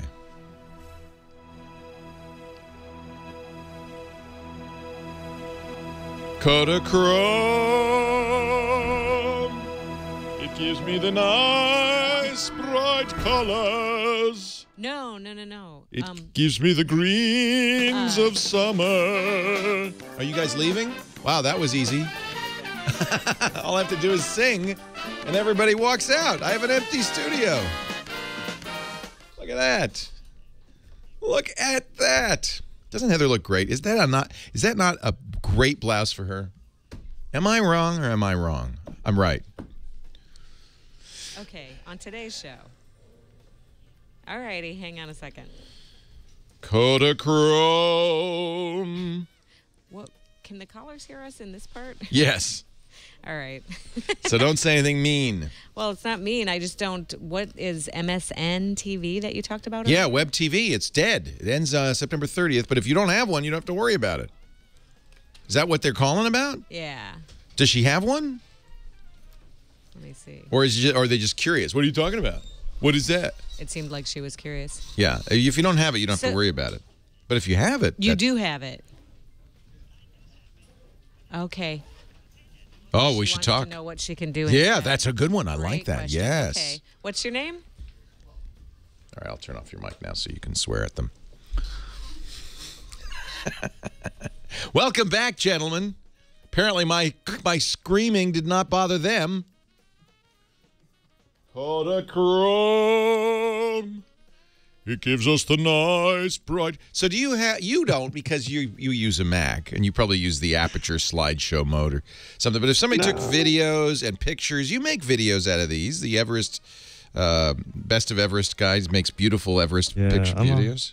I'm a Final Cut Pro guy. Ow! But iMovie's just fine. I mean, no, iMovie's he's on a exactly. PC though. That's the problem. Well, then there's a problem. Well, there's Premiere does that kind of stuff, but I haven't. Ulead does some of this stuff. I haven't really worked with that. Corel bought Ulead. I mean, most video, if you buy a video card or anything, most of them will come with a bundled software on the PC. So basically, I guess the answer is if you use any video editing software you can import stills into, and they'll maybe do the pan and scan, I had this question today on a workshop. Someone on a PC was asking, and someone else answered it and said, "Look at Nero, the CD burning thing, and you can that software, or at least the bundle that usually comes with a DVD burner, something, or a Blu-ray burner. I guess that there should be some consumer type software coming with that." So you're still stretched. I don't know. Have we ever figured out why you're looking so wide? And I didn't gain weight. Rather the opposite. What is going on? I think I'm sending you 16:9. Well, I mean, since Skype you're now not, goes though. through... You're not sending. You're sending us 4:3, and it's stretched as 16:9. Can we fix that at our end? Can we squeeze him? Let's squeeze him down to 4:3, then it'll look normal. Leo Laporte, the tech guy. And it's time for Chris Marquardt, the photo guy. I'm trying to get Chris it squeezed a little bit because you're stretched out. Yeah, video is voodoo, you know? It's magic. Apparently, we don't have the technology, but that's okay because this is radio, thank goodness. Yeah, and it's not magic, it's black magic. Something weird is going on. Chris is a professional photographer and does a nice little bit with us every week talking about photography, myth-busting. Yes, and the Kodachrome theme is back. Yay! Yay! I demanded that. Very happy. I'm very happy. Yes, and we've also removed all the brown M&Ms from your candy jar in the green room. You'll be glad to know. Yeah, I'm not that weird. Come on. What is our myth of the week? Well, the myth is that you can trust what's on your camera's display. You know, when you take a picture on the back of your camera, you have it displays the picture back to you. Wait a minute. If I can't trust my camera, who can I trust? Well, me. No, you have the picture that your camera shows you, be it in video mode or when you review a picture, that display, looks better now, unstretched. Yes, we fixed At least you. that's what I'm seeing. Yes, I was told we couldn't, but we have. Well, it's magic. It's magic, yeah. Technology is magic. So the display in your camera will show you something. How often has it happened to you, Leo, that you came home, took the card out of your camera, put it in your card reader, imported the pictures into your computer, and they look completely different than on your display? On the camera. You know, I have learned this lesson because I will, they call it chimping, right? Yeah. When you take a picture and you look at the back of this display right after you take the picture, they call it chimping. And I do it all the time, and I have to remind myself that you can't tell anything from that LCD. For instance, a picture might be out of focus, look great on the LCD because it's just a tiny thing, and then I get it home and I go, oh, that was terrible. So I have to train myself not to chimp anymore. And it's also about the brightness, about the contrast, about the colors, and that has to do with a few things. First of all, you will look at this picture on the camera.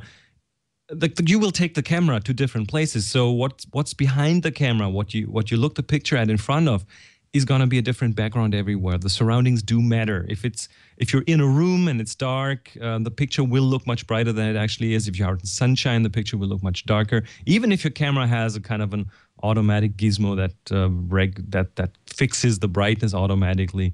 A white or a black background. If you ever posted a picture online, you will know that if you post it on a white background, it will look very different from when you post it on a black background.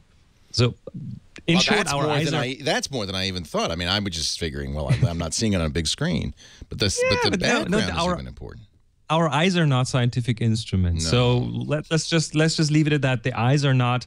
They adapt very quickly to what's around them, and that skews how we see those pictures on the camera. That's the first reason. Second reason, have you ever calibrated your computer screen? Like use one of these gizmos that you put on the screen, and then it checks the colors, and then all of a sudden... Screen sucker, I call them. Yeah. Yes, that's what they are. Little suction cups, and then you put them on there, and then they fix the colors on your screen, and the screen then looks much closer to what you get on a printout. Yeah.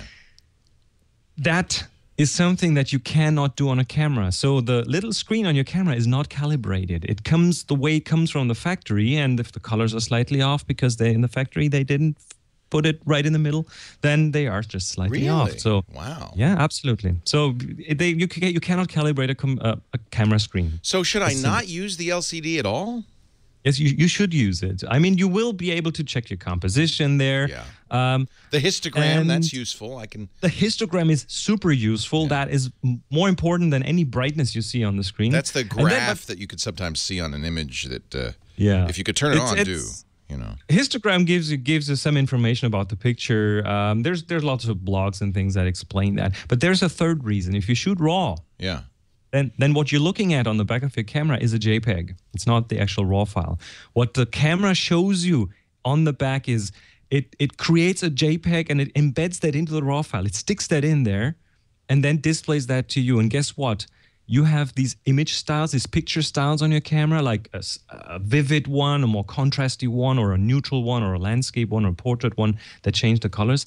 That is in that JPEG that you see.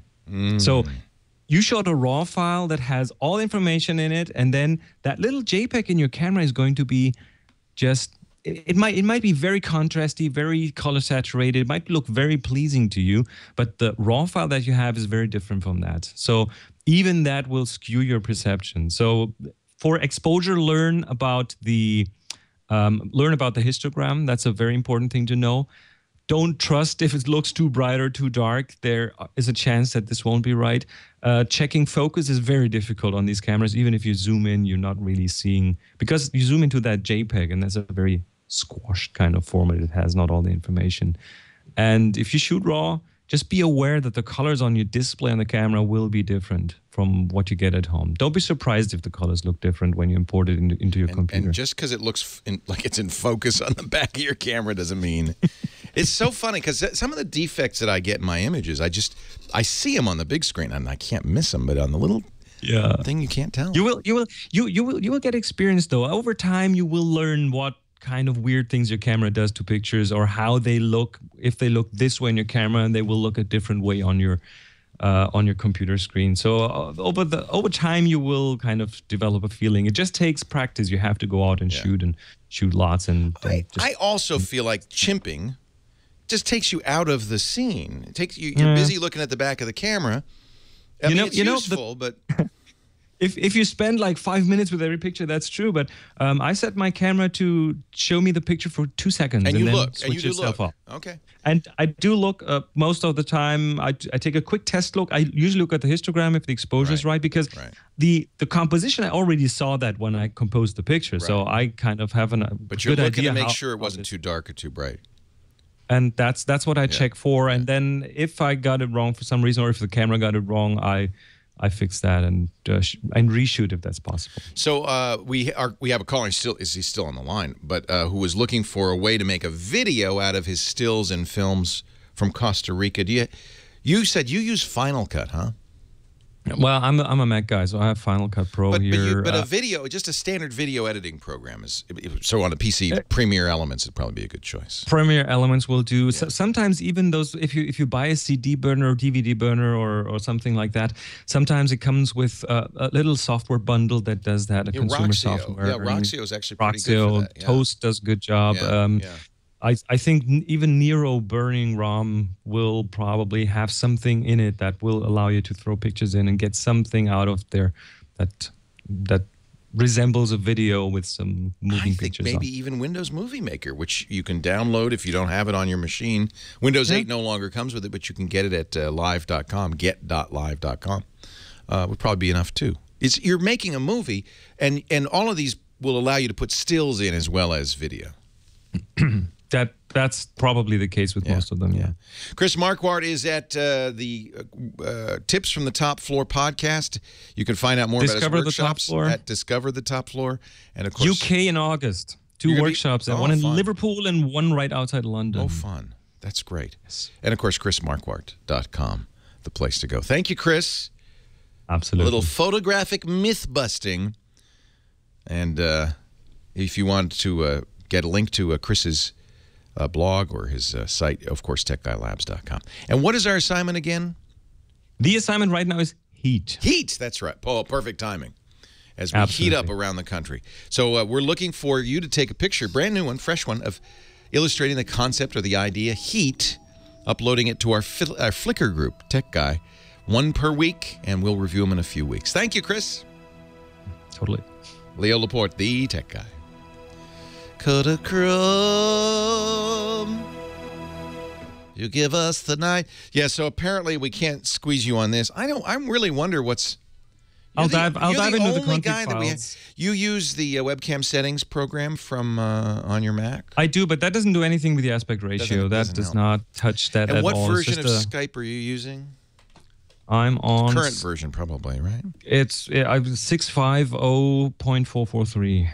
I think that's the latest one. Let me dive into the config file. I bet you there's a setting, because you're the only guy we have this trouble with. And what camera are you using? You're using a Logitech? It's a Logitech 910, I think. Almost everybody uses these. Fairly decent one, yeah. So I don't know. No, I will do some diving into the config files and see. But I did set it to 640 by 360, and it is... Yeah, but that's a while ago. Maybe. But no, it is 640 by 360, but what's happening is it's being stretched out. So when we squeeze you, you look normal. That's the normal 4:3 aspect ratio, or close to it anyway. It's that for some reason you're being stretched out. I don't know if it's by your end or our end.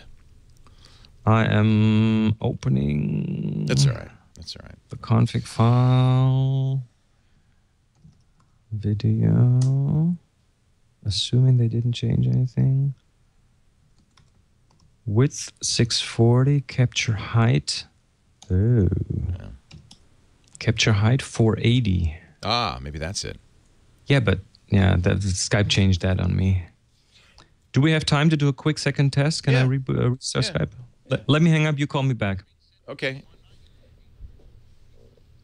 What's looking like now? They're going to make you full screen. I'm going to go back to the normal input. Nope, you're still stretched. Okay, I'll dig into that. We'll find something. I don't understand it. Tiffany, Anaheim, California, Leo Laporte, the Tech Guy. Hi, Tiffany. Hello. Hello.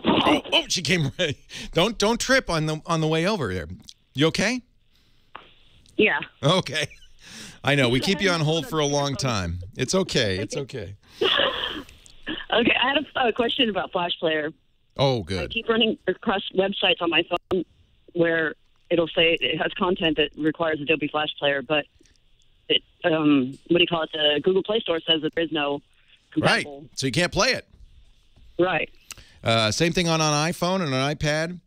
There is Flash Player for Android, but Adobe has said we're not going to make it anymore. Some Android phones, I noticed my Galaxy S4 came with Flash on it. The reason it's not, that Adobe's not going to do it anymore is because it doesn't work very well. So, unfortunately, there are still a lot of sites out there that demand Flash, even though no iPhone, no iPad, and most Android phones can't see it. And that's got to be at least half their traffic. So it's just these sites are saying, oh, yeah, we'll get around to it one of these days. Now, if you're on YouTube, they have HTML5. In most cases, YouTube will just auto-sense it. So notice your YouTube videos play fine, even without Flash. It's just some sites haven't updated. What is it? What is Flash Player? Oh, that's a good question. I just assumed you knew. So a browser in general, a browser, which is your window to the internet, can only handle a certain type of stuff. It's basically a text file in a markup language called HTML. You've probably seen HTML, which says make that bold, put an image there, that kind of thing. That's the markup language takes the text and lays it out. But when a browser gets to something that is not an HTML, it has to ask for help. It calls on a plugin. Now, there are a number of different kinds of things that require a plugin from the browser. If it runs into a PDF file, maybe you've seen one of those at work, these portable document format files. A browser doesn't know from PDF, but what it does is it's told, hey, if you see a PDF file, launch Program X. In most cases, it's Adobe Reader, and it will show it in the window as if it's browsing to that, as if it's a normal web page, except it's not. It's using a helper, a plugin. Same thing with Flash. Flash is a programming language / animation tool created by a company called Adobe. that allowed sites to put animation up and play video back for you easily. Most browsers, for instance, can't play video automatically. We're working on that. The next generation of HTML is supposedly going to have native video playback capability, but there's a big political debate going on around that. So in the meanwhile, browsers have to have plugins to play back video. Flash is the most common, but Apple made the decision not to put Flash ever on iOS, and that means on the iPhone and the iPad. And Adobe itself decided to stop making Flash for Android. So mobile devices don't support it, and mostly it's because it's so demanding, it's so hard to play back that a mobile device just doesn't have the horsepower to do it well. So is there another option if I really need to see? Not on that site. No, that site has to respond intelligently, as YouTube has, by the way. If YouTube sees you coming in on an Android or an iPhone, it'll say, "Oh, good, don't give her the Flash, give her the HTML version," and your device will play it. It'll still be using a plugin. It'll be using its video player plugin, though, not its browser, not Flash. You're on Androids. There may be some browsers on Android that do kind of support Flash. The way they do it is not ideal. They transcode it on their servers and then play it back to you. Dolphin will do that. I think Skyfire. I don't know if that's available on Android. It was available on iOS. They will do that, but it's not a great experience. If it's the only way you can see this site, yeah, I guess. Okay. Yeah. Basically, you're kind of out of luck. And what you should do is email the site and say, "Hey, dudes, wake up and smell the coffee. Flash is dead." And you should start offering video in more compatible formats. You know, Android aside, even if you can, there's ways to get Flash on Android, etc. Sites got to remember that most people are browsing now on mobile platforms, and the vast majority on iPhone and iPad. And you don't ever and will never work on those. They really ought to fix that. Both my Galaxy S4 and the HTC One have Flash capability. It's interesting. These are very high-end phones with big, fast processors. But in general, Android phones just don't do it. Now, I should point out, as many in the chat room are telling me, that if you go to my website, we try to respond to appropriately. So if you go on an iPhone or an Android device, you'll be able to watch our HTML5 stream. But if you go, I'm sorry, on an iPhone or an iPad, but if you go on an Android device, I don't know if we respond right. I think you can't watch our video on an Android device. And that's because we rely on third parties who, and this is often the case, who provide our video stream for us. So if you go to techguylabs.com, we use YouTube. And that works fine. But if you go to twit.tv, I think I should try it, but I think there's issues. We've been paying for a special server that should make it compatible, an HLS server. But that's what, in short, that's what it is, Tiffany. There's lots of little browser plugins and extensions, but the most common are Flash and PDF. And, if you run into music, for instance, on a website, the browser doesn't know how to play music, so it will call on a music app to play back the music. Hersa, I think that's right, in Mission Hills. Hi, Hersa, Leo Laporte. Close enough. How do you say it? You tell me. I want to say it right. Hertha. Herpa. Yes, sir. Hi, Herpa. Is that Greek? What is that? It's German. German, okay. Mm-hmm. Welcome. Thank you. Tell me what I can do with instead of the MSN TV. You have one? Yes. I was wondering if we'd get any calls. Yeah, at the end of September. Yes, Microsoft's I know. Shutting down. They got nerves, I know. Well, I think it's probably only a few thousand people still using it. Uh-huh. So you're going to have to get a more modern internet connection. Are you connecting that up to the phone? Yes, yes. And it's your way to get email.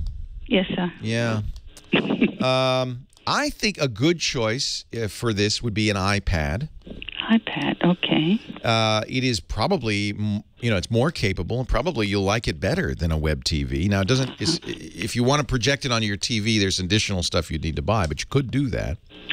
But the iPad, you could sit with it in your lap, so you don't necessarily need to put it on your television. Now, here's the negative. You're going to have to get internet access. So the web TV, and you were paying a monthly fee for that. What was the monthly fee? $20. Okay. Yeah. So here's the good news. $20 a month. Make sure you get an iPad from either AT&T or Verizon, whatever works best in your neck of the woods, because they provide for $20 a month internet access, and it'll be much faster. And that's it? And I think you're pretty good then. Yeah. Wow. And I think you'll be much happier. Oh. Now, Microsoft probably has instructions for keeping your email address alive. What they'll end up doing, I suspect, is your email address at webtv.com, at MSN? Correct. MSNTV.com. No, at webtv.com. At webtv.com still. No. So they'll need to, and I think that they will. I'm sorry, webtv.net. .net, okay. Mm-hmm. So did you get an email from them yet? Yes. See if they say what they're going to do. I think they're going to probably transfer that address to an Outlook.com address. That's what I would want them to do. That way, mail that goes to webtv.net will automatically go to a new Outlook account. Well, they are telling me to have a computer. Well, an iPad is a computer, so an iPad will solve that. Uh-huh. That is I'm so sorry, Herpa, but that is sometimes the way of the world. Leo Laporte, the tech guy. I would think they move it to Outlook.com. And you know what? She's going to be much happier because she's going to have 3G or 4G. She's going to have a much more capable computer. And I think she's, there'll be a little stress making the move, but once it's done, I think she's going to be happier. She'll be able to watch YouTube. $20 a month, you get, I can't remember what you get, a gig a month? It's a lot. More than she's using now, I guarantee you. Yeah, she should get Windows 8, a mini tower, and DSL Extreme. That's a good idea. That shouldn't be too confusing for her. So you do get Outlook.com. It's good. So if I email her in a year at MSN.net or MSNTV.net or WebTV.net, it will just go to Outlook.com. Chris Tuttle, how are you? I don't know what we pay, Chris. It's through that's the FlowSoft server, and it's based on the amount of traffic. 2 gigabytes. Well, that's tons. Tons. Yeah, I don't think an Android tablet was the right idea for her. I think an iPad is the perfect idea. How many pieces is that? It's over 3,000, I think. Yep. It's a lot. 3150.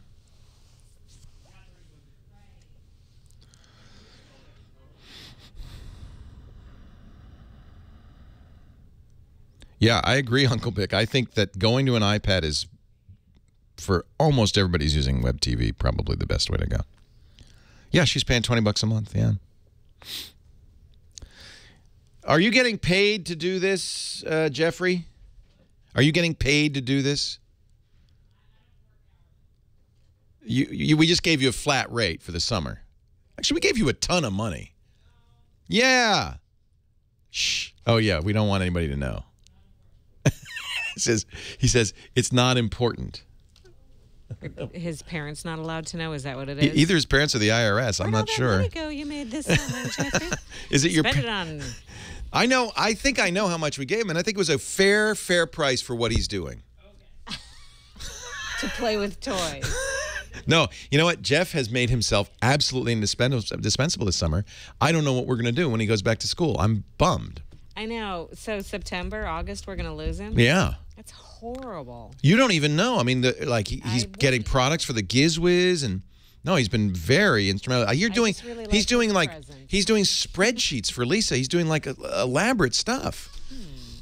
He's doing macro programming. We're going to be very sorry to lose you. But I told him already, when he gets out of school, he's got a job here if he wants one. There you go. Yeah. Not building Lego either. Boston, yeah. Northeastern.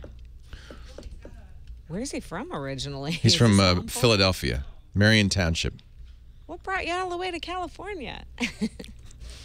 Nice. He bugged us. He bugged us for months. Oh, really? He bugged Lisa for... How long did you bug Lisa to get this job? Well, technically like a year. A year. Nice. But we are so glad, Jeff, you did, and he didn't bug me. I think you might have sent one email to me. Yeah, and then you said Lisa. I said bug Lisa. And then Lisa will take care of it. Yeah. Excellent. And so he stayed in touch. I mean, this is actually an object lesson for any young person. Yeah. He knew where he wanted to be. Yeah, listen. He knew where he wanted to be. And he was nice. He didn't pester her, but he stayed in touch. He told us what he could do. He's a finance guy. He wasn't, a lot of the people want to intern here are like media types. And he's a finance guy. He wanted business. So, and you did a great job of telling Lisa how you would benefit us. I said no mostly because I thought, you don't understand. You're going to have to move out here and live out here, and we're going to pay you $25 a week. You said yes. I said yes? You said yes, Lisa will take care of it. Oh, and then a year later. Yeah. Well, I think what I said is, you have to live here. And you said, yeah. And I said, you're going to lose money on this deal. And you said, yeah. I said, okay. Oh. Well, you're hired. Talk to Lisa. And then a year later. But you know what? This is an object lesson for any 20-year-old listening or watching. Well, it's also part of my school, don't forget. And he's a co-op. He's not an intern. He's getting credit for this, right? There you go. And so you were here, when did you start? End of January. So he was here during a regular semester. Then we coerced him into staying for the summer by paying him actual dollars. Oh, okay. And then he has to go back to school in the fall. But basically you're going, you call yourself a finance student, you're losing money on this deal. I'm not losing anything. No, you know what? Yeah, okay. So it's not an epic Jeff fail. will be a CFO by the time he's 30 of a major company. I have no doubt in my mind. None in my mind. What does that stand for? Chief Financial. Is that what you want to do? Be a CFO type? No? What do you want to do? CIO. He wants to be a CIO. He likes data. Okay. He's like a spreadsheet whiz, apparently. Lisa's very enamored of your spreadsheet capabilities. She's got him doing all sorts of spreadsheets. He's a star. Either way. And he doesn't make mistakes. Did you read her review of me? No. Oh, you should do that. You should read her evaluation. Was it good? Yes. I hope. Very glowing? Yes. She probably picked a few things to say you were bad at. Oh, come on. She must have said something. Did she say? I know what she said. She said, you got to work better with your coworkers because you're annoying the hell out of everybody. No? No, I'll print it out. It was a positive? Yes. Good. I'm really glad. Does that go to your professors? It goes to your school? Goes to the co-op people at the school. Good. So you'll get an A+ for this. I would give you an A+. Yes. And I told him, I said, as soon as you get out of school, he doesn't want it, but if you wanted to move back to Petaluma, you'd have a good job here. He hasn't said no because he's a smart kid. You got how many more years? 1, 2? One more. You're a senior. Wow. Yeah. Well, I'll give you a Lego writing recommendation, but get back to work. Now STFU and GB. Get back to work. Yes, I did know that. What do you think? I think I'm a novice. Of course, I knew that. I do. I am always in the. I'm broadcast. Here, I'll show you. I'll show you. What's somebody saying? Somebody says, in The Simpsons, you can broadcast from the studio. Of course, I knew that. I am maxed out on The Simpsons. A chemical safety officer. We probably do, but we may not want one. We may not want a chemical safety officer. I'm sure we need one. I've offered Dr. Mom money to be my personal attending physician. Problem is, most doctors don't want to work for $800 a month. God, such egos. You cannot get for download the monorail episode of The Simpsons. You have to buy it on DVD. What? Yes. It's terrible. We're not hiring, no, but you can intern here. Kid, you got spunk. I hate to you spunk. for 3 years. What? You did not. No, I'm kidding. No. In fact, we were very lucky to find Heather. She had just become available. That's right. Yeah, the timing couldn't have been better. It was amazing timing. Yeah, it was like it was meant to be. Whoosh, whoosh. Sometimes that happens. We've been very lucky at Twit, actually. People show up when they're needed. I don't know why that is.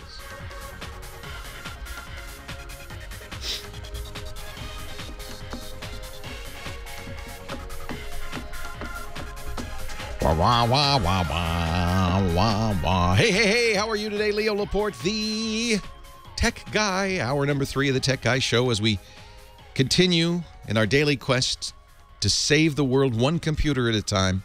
8888 Ask Leo is my number. That's the number that will ring into Heather Hammond's headset. She will pick up the phone and say, "Hello, Tech Guy Show." Beautiful voice. And then we can get you on the air. Boy, I can't believe you found somebody who still had a web TV. It's amazing. Poor Herpa. So I did check, and her email address, webtv.net, will convert automatically to outlook.com. That's Microsoft's current name for its email. It used to be Hotmail, remember? Before that, webtv.net. Before that, MSN. They will give you an MSN account, free MSN account through the end of the year, but I wouldn't worry about that. I would just use get an iPad, hook it up to your Outlook. If you have trouble, Apple has very good one-to-one training. When you buy that iPad, make sure you sign up for the one-to-one training. You can go in before the store opens, sit down with an Apple genius, and it'll only take a couple hours maybe. They'll set you up, and you'll have completely the same functionality, better. And then if you buy an Apple TV, hook that up to your big screen TV in the living room, it'd be better than web TV. You'd be watching it in high def. You could play Angry Birds. What? Why do you look at me like that? I'm just trying to process it all. Yeah. Do you even remember web TV? You don't remember web TV, do you? No. Yeah, it looked like a Commodore 64, and you'd hook it up to your TV. It was an early way people got on the internet back in the 90s. Who should I talk to next? Let's talk to Gary in Gary. Gary, Indiana. Yes, Gary, Indiana. Hello, Gary. Leo Laporte. How you doing? I'm well, Gary. How are you? I'm great. Oh, let me turn this off. Are you listening to some other radio station? No. My own music. My own. Oh, okay, good. I bought and paid for. It's all right. I'm not judging you, Gary. Going around in circles. Blood, sweat, and tears. Yes. That's David what Clayton Thomas. You sound like Clayton Thomas a little bit. You got that voice. What goes up must come down. Come down. Yeah, I can't sing. I suck. You got a great voice, though. Well, thank you. Yeah. What can I do for you? Okay, I have a compact laptop, V6000, if that makes any difference. And I plug it in. The blue indicator light says the plug is in there and all that's working. Push the power button. The blue indicator lights on the laptop all pop on. Stay on for about 23 seconds. Shuts off for 2 seconds.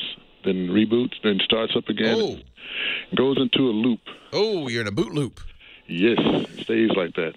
So that's an XP laptop, or is it a Windows Vista? XP. XP. Yep.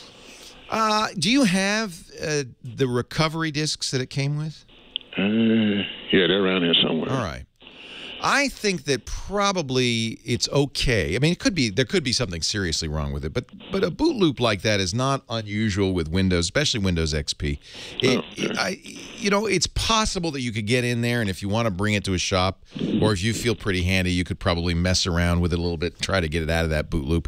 It may be that it's trying to install some software that's crashing. It may be a driver that is loading is crashing. You can try, for instance, booting into safe mode, see if you can do that. And it doesn't even get that far. It won't even get into that. No. It can't. Where does it reboot? Do you see loading Windows? No, it's not doing anything. All it does is showing the fan is spinning, the indicator lights. So nothing's coming on the screen? Nope. Uh-oh. Yeah. wondering if it's board. Yeah, I was assuming that it was at least trying to start Windows. It sounds like it's not even getting that far. No, it's not. It's not. Now, one thing that can happen on these, and I'm not sure how the BIOS on this is backed up. It's typical that there would be a battery that would back up the BIOS, and then when that battery dies, and this is about what, 5 years old, 6 years old now? Yeah, 2006. 7 years old. Yeah. It could be that that battery is no longer working, which means the BIOS settings get cleared. That could be the problem, but it also could be just plain worn out. Done. Yeah. And it's an old enough computer that it would not be a bad idea to upgrade. Oh yeah, well, get a new one. If you really wanted to try to save it, you know, you could try. I don't think you're going to even be able to boot to those recovery disks. I think something more serious has gone on here. Yeah, I thought about throwing in a new hard drive, seeing if that was the case. I pulled the memory, put them back in. Did. All right. Can you get into the BIOS setup, you know, when you press Escape or Delete or F12 or anything? Nothing. You can't get even that far. And you're not hearing any beeps when it starts up. No, it's not even doing that. I think it's, well, it could be, okay. So it could be a variety of things. The power supply, for instance, could just not be working. The battery could be so depleted that it's not holding enough charge. Even one thing you always want to do with a laptop, and I think you can do it on this one, is if this is happening, pop out the battery, but keep it plugged in.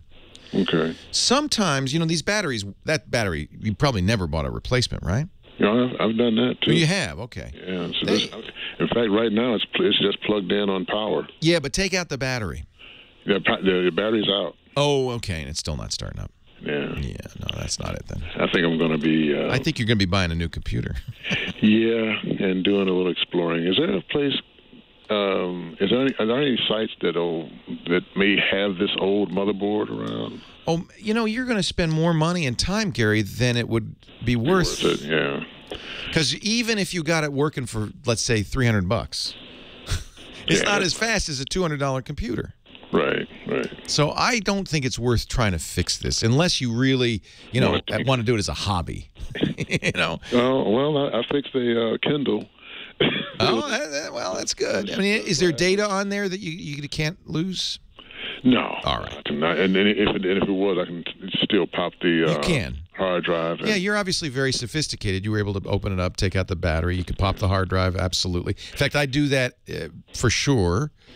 I don't think it's worth. I don't think it's worth fixing. It's old enough now that it's probably time to get a new computer.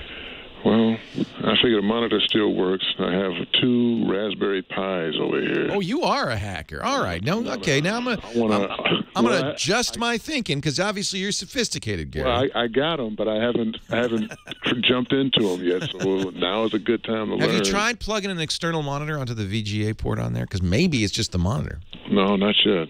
Try it. I don't think it's getting to Windows, but maybe it is, and it's just the monitor's not working, so you're not seeing it. Right. So put an external monitor on there just to see if you see anything. And if that's done, then it's probably the board. And just after 7 or 8 years, the logic board easily could be dead. Man, I wonder if I can strip this thing for any parts. Well, yeah, I would. Who would buy them? Nobody. No. Maybe some other poor sap with a compact Presario V6000. Yeah, well, it'll be more stuff in a box than my wife wants me to exactly. Think of the spousal acceptance factor. Ew. SAF, very, very poor on this. Yeah. Yeah. You'd be better having an old car in the backyard growing grass out of the hood. Well, it's like learning to say yes, dear, after you get married. Gary, you're a man after my own heart. I am glad to meet you, sir. Oh, same here. Take care. Good luck with that. Okay, thank you. All right, bye-bye. Yeah, no.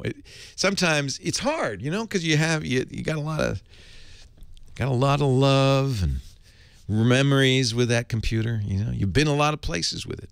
You've done a lot of things, but sometimes it's time to put it out to pasture. There's nothing good that's going to come of putting $100 into that computer. I can promise you that right now. Mark in Sacramento, Leo Laporte, the tech guy. Hi, Mark. Hi, Leo. Hey. So I have a couple of questions. My first one is, I have a home. Oh, we're out of time. I'm so sorry. But thank you. No, hang on, Mark. We'll get you right after the break, okay? Don't go anywhere. A little more time on hold won't hurt you. Leo Laporte, the tech guy.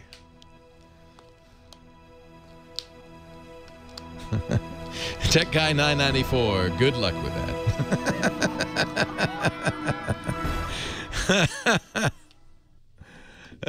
When we built the Tech Guy Labs, we chose to do as Oh, Lord. So I don't know what we're going to do for a 1,000th episode. That's only 3 weeks away now. What do we do? Oh, wow. Look at that.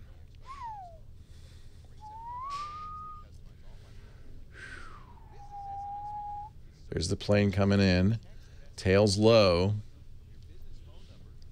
Oh, yeah, it's coming in with a tail below the nose. Ooh, ooh, ooh, ooh. Tail hits the... Whew, not good. Yeah, it's like a video camera phone picture from very far away. Holy cow. Wow. Yikes. Oh, my. It's on CNN. They're replaying that video. Yeah. I hope they play it again. This is the second time through.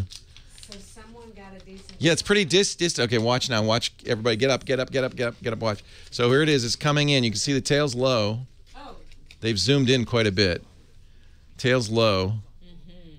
There's going to hit the... they're still over the bay. There, boom. It hits the divider there. Ow. Now watch. And then up again? No, and then watch the wing goes up. They almost, yeah.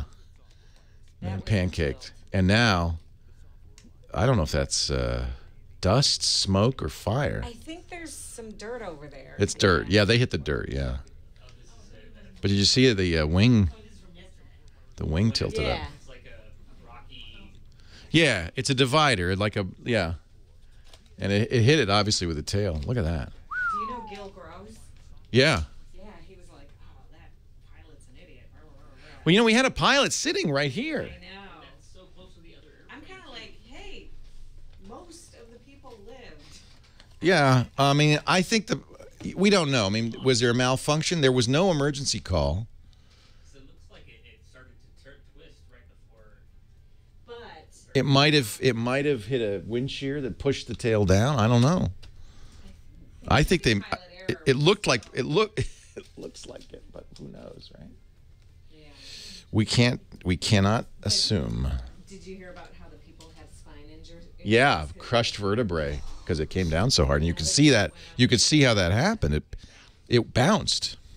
That made me cringe hearing that. Like, it was only 2 years. Yeah. Poor kids. Well, you have to on landing, right? So the tail is pretty low, even 500 feet out. Yeah, he's not. He came in too soon. That's not unusual. They have apparently a navigation device that's been turned off since June last month, at SFO. Wow.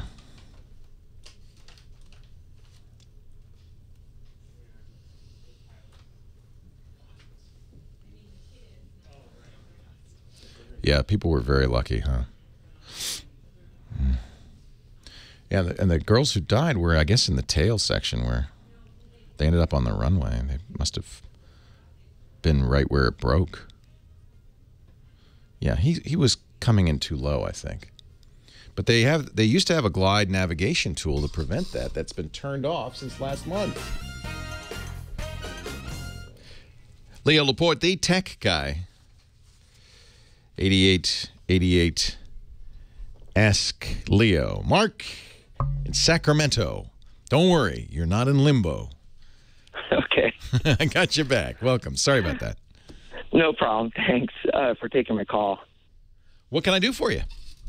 So a while back ago, I installed a automated home lighting system that can control with my smartphone or through a web interface. What system did you use?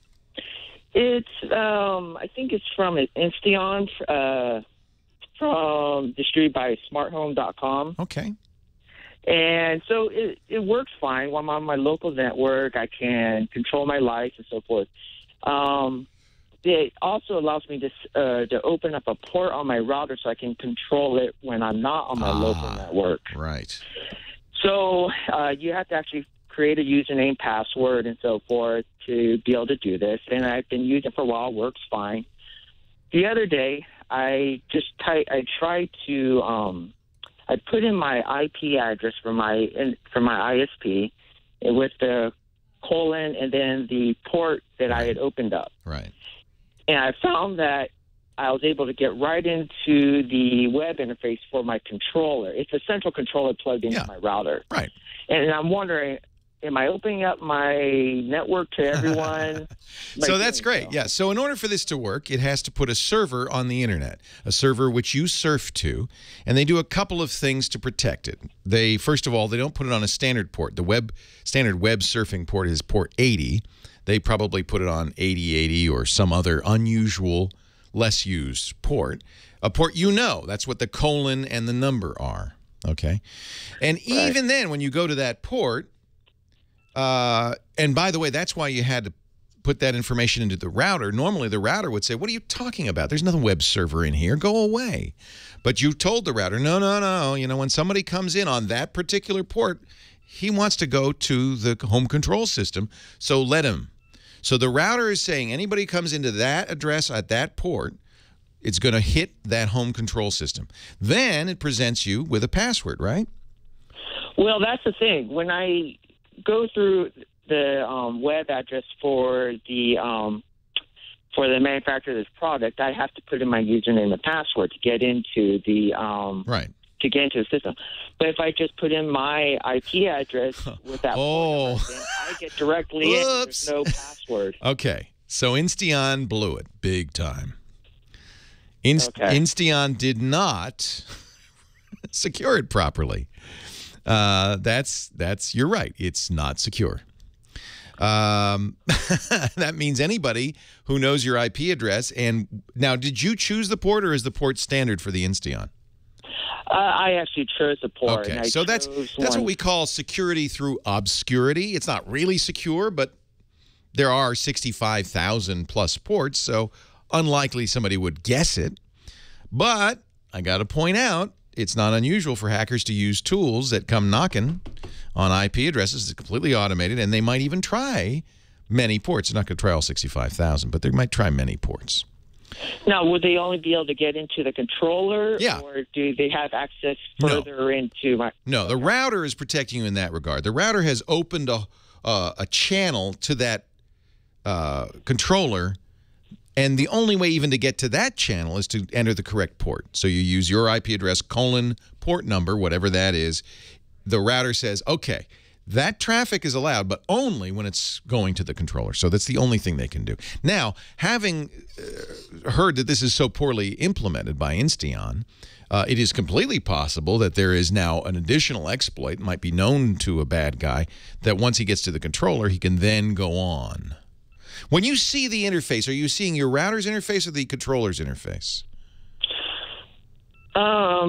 It's the controller's interface. Yeah. You're not seeing a router. You're seeing the controller. Right. Yeah. So that's fine. Okay. And then I also have one more question. And the only issue would be, and I would, by the way, email Insteon, email Smart Home, say, hey, you know, if you just go by IP address, there's no password. They should fix that. Okay, yeah, I was planning on doing that. Yeah, they should fix that. And the other thing is make sure you keep that Insteon controller updated, because it could, now whether they're going to fix it, I don't know, but it could well have, you know, now that bad guys know. This happened very famously with a camera, a web server camera system people used for home security. It didn't have good security, so people started figuring that out, and there were directories all over the internet of wide open webcams you could go to and watch. Well, I guess if my lights start turning off and on, myself, I know somebody's in there. Is that the only thing the controller can do? Yeah, that's pretty much it. So that's the worst. It is conceivable if there is a security flaw in that controller that a bad guy could take advantage of that and get to other stuff. But I wouldn't worry about that too much. I would write to Insteon, though, and say, hey, dudes, fix this.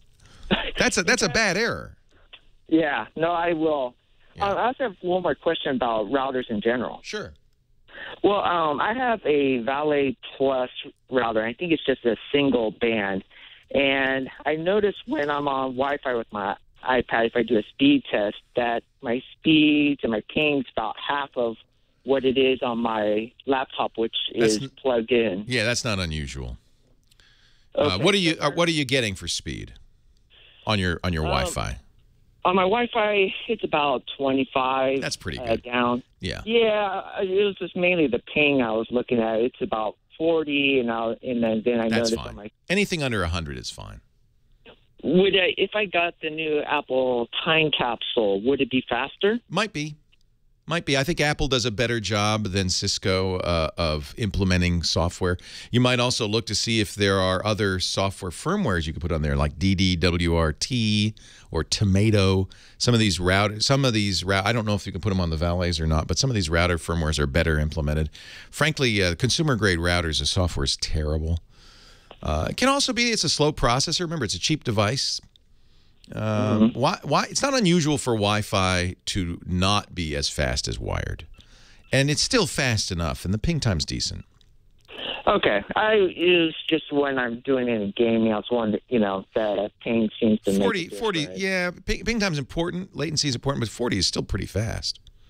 What are you getting on wired? 19?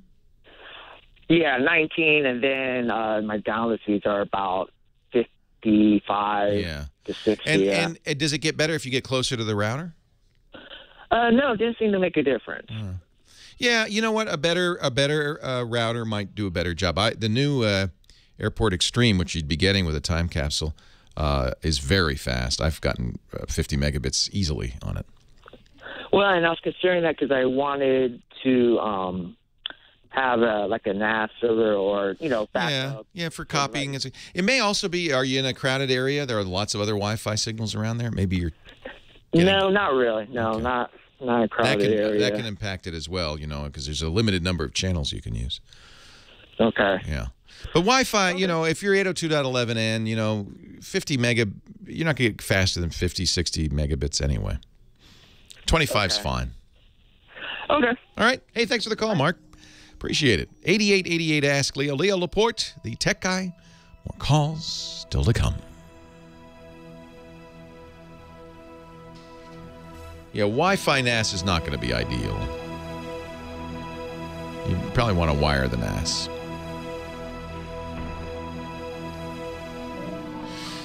Well, it's not 1,000th Twit. It's the 1,000th tech guy. Twit's far from 1,000. We're at 413. I got to run too. They keep showing that video. If you missed it, they're still showing it. They'll never stop showing it. It's pretty dramatic. No, I don't want an on-air physical. I'm going in, Dr. Mom, for my annual in about on Thursday. You'll be glad to know. Blow something up, huh? I don't know how long they're supposed to live for. Elgin, Snell, and Chang. From the roof. I could do it from the roof. That'd be fun.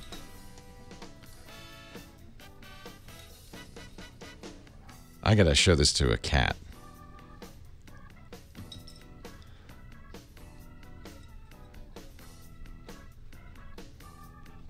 You know it's not real, right? I'm not fooling you. Come on. What do you think? Do you like my butterfly? What happened? I went to the bathroom and there's a butterfly now. Yeah, I got a butterfly. I caught one. Why? Well, I don't like having bugs in the studio. Oh, it was just flying around. No, it's a fake. It's a fake butterfly. Look at it. It's pretty realistic, though, right? Well, yeah, but why would someone bother to invent such a thing? Is that the main question? That's probably a good question. They thought they'd make millions. We're going to be rich. I'll really piss off the PETA people. No longer do people have to trap butterflies in jars. They even punch holes in the lid. Oh, my God. For the fake butterfly. For the fake butterfly, yeah. Well. Oh, that's funny. I mean, I think if you could make it look like you trained it, that might be cool. Well, it responds to taps. Yeah, so just say like, hey, Monty, the monarch, you know, blah, blah, blah. How old are you? Flit your wings the number of times your age is.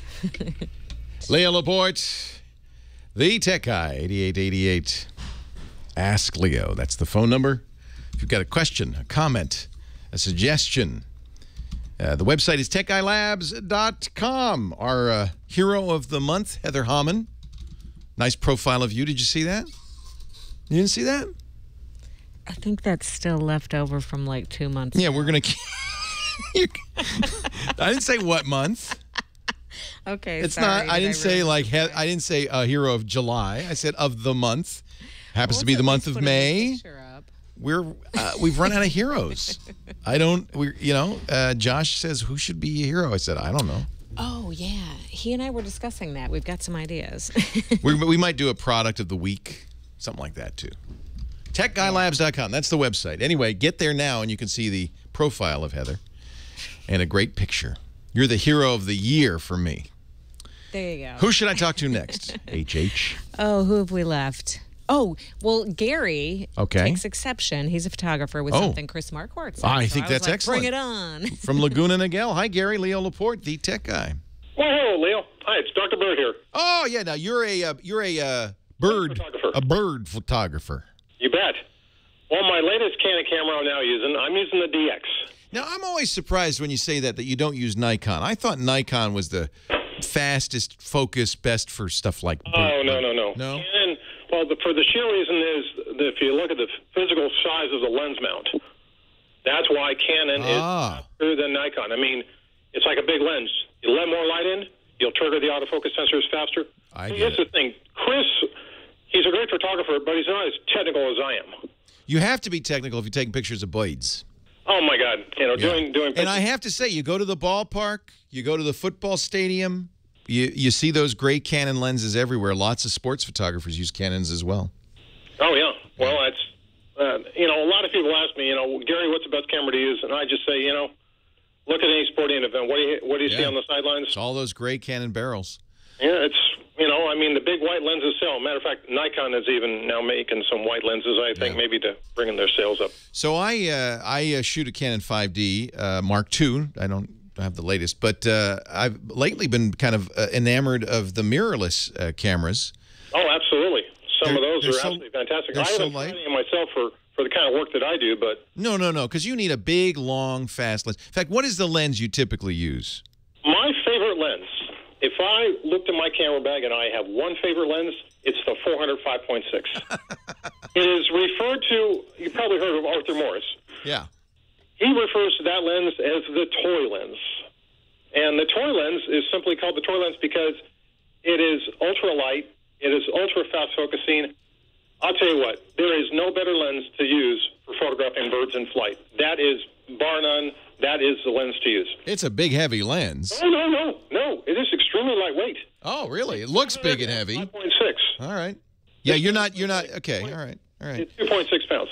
But anyways, I was listening to you talking to Chris about the LCD on the back of the camera. Yes. And beg to differ with him. Okay. Now, his position, I can't disagree with it, was that you shouldn't rely on it as you're shooting shots because color correction's inaccurate. It's very small, sometimes hard to see defects in the images. Why would you disagree with that? Well, no, as far as what you just said, I don't disagree with that. Meaning when you look at the back of the camera, it is awful hard, especially in bright sunlight. But if you go into a shaded area and you want to look at your images of what you just took, I can tell you this. Now, you use the 5D Mark II. Yes. Get into the menu and then go into what's called LCD brightness. Okay. This way, the thing I like to do to quote-unquote tune my rear monitor to what I see on the computer. Right. I'll take an image, I'll download it into the computer. Make sure my monitor is zeroed out. Yeah. I can adjust the monitor. Right. I zero it out. I take that card, put it back inside the camera, and then I adjust my LCD brightness to what I see on the screen. So you spend some time at home matching the camera to the screen. But see, once I do that, then this way, every time I go out in the field, I know what I'm looking at is accurate to what you see once you download it into the computer. And he did not say don't look at it. In fact, I tried to talk him out of chimping. He said, no, you got to chimp. You got to look at, that's what they call it when you look at your LCD after you take a photo. You got to chimp to get an idea. I don't think you two really disagree. But it's a good tip, though, that you can calibrate it to get it a little bit more accurate. Right. At least in brightness. That I can tell you, Leo, out of every camera I've had, unfortunately, I cannot get one for my 1DX Delkin. I don't know if you've ever seen their pop-up shades. No. That is the best thing since sliced bread. Spell it for me. Well, Delkin Devices, DELKIN. Okay. They make, matter of fact, they probably have some left over for your 5D Mark II. Unfortunately, they never made any. They never made any for the 5D Mark III or the 1DX. This is a device that slides into the eyepiece on the back of the camera. Okay. And it's a shade that pops up. It's spring-loaded. I can tell you, I still have one on my 7D. People ask me all the time, Gary, where did you get that thing? Who makes it? And I absolutely love it because when I'm still, by the way, I'm still using my 7D quite a bit for doing the birds in flight. Okay. But the pop-up shade, it's a saver when you want to look at your images in bright sunlight. So it basically is like the old photographers who'd put their head under the cloth and say, smile at the birdie. It's like a hood for your viewfinder. Yes, and that's why the company that originated the idea called Hoodman. Oh, yeah, I've seen Hoodmans. Yeah, see, Delkin took over where Hoodman left off. Ah, okay. And it's unfortunate because I personally think that the people at Delkin, they're marketing a lot of other media devices, memory cards, and all kinds of things for mounting GoPro cameras. They've gotten out of the pop-up shade market.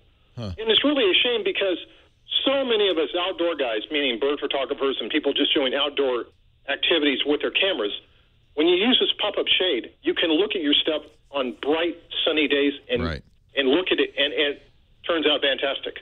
Hey, where can we see your photos? Oh, just, a lot of my calendar work is in Audubon calendars. All right. Do you have a website of your own? Site. Just type in Gary S. Meredith on Google, and then go to Dr. Bird Photos with parentheses. You'll see. Matter of fact, Leo, you'll be proud of me. I'm now starting to do video. Ah. I love doing the video because you get to see the little bird live his life.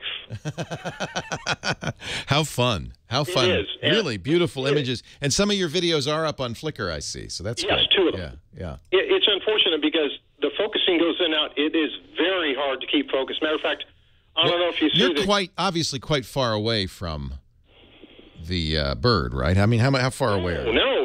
When I did the two videos that you see on my Flickr site, I was in a mosquito-infested photo blind. Ah. And I was probably about 13, maybe 14 feet away because I was using my 500 and I had to put on an extension tube. And so... That's a great shot, though. Yeah. Well, it's so nice to see the little bird take his bath. And, like I said, the bird lives his life this way. Right. Yeah. A still picture, it's a real debate over still versus video. And, of course, with Instagram now adding video, I think a lot of people say, oh, golly, this is just going to ruin Instagram. And so... But I think you've done a nice job mixing video and stills. You get a better sense. The stills really allow you to kind of look at the bird and see it in its glory and its color, but you don't get a sense of a live critter. Right. And when you look at the video, boy, you do. You see, there's an animal. You're right. Focus is tough. I could see on that first video. Well, Leo, the biggest problem I've been running into is you have to keep hitting the AF on button to get them in. Right. Well, with a new Canon camera that was just brought out. The 70D? Yeah. It tracks AI servo with video. These are great shots. Hey, it's great to talk to you. Thank you so much. Dr. Bird on Flickr. Leo Laporte, the tech guy. Gary S. Meredith. Very nice. Yeah, I've seen a lot of, with the DSLR video now, a lot of pumping focus as more and more people are using DSLR video. It's very hard. You see on that first image of his, that was a tough one. Bird keeps moving and you're in a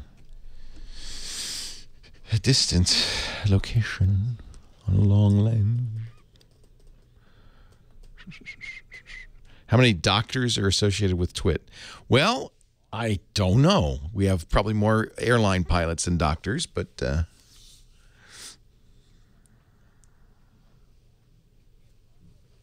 yeah, that's what he was saying. The 70D is a big improvement. We have at least one priest, that's right. One doctor, one priest, and a bunch of pilots.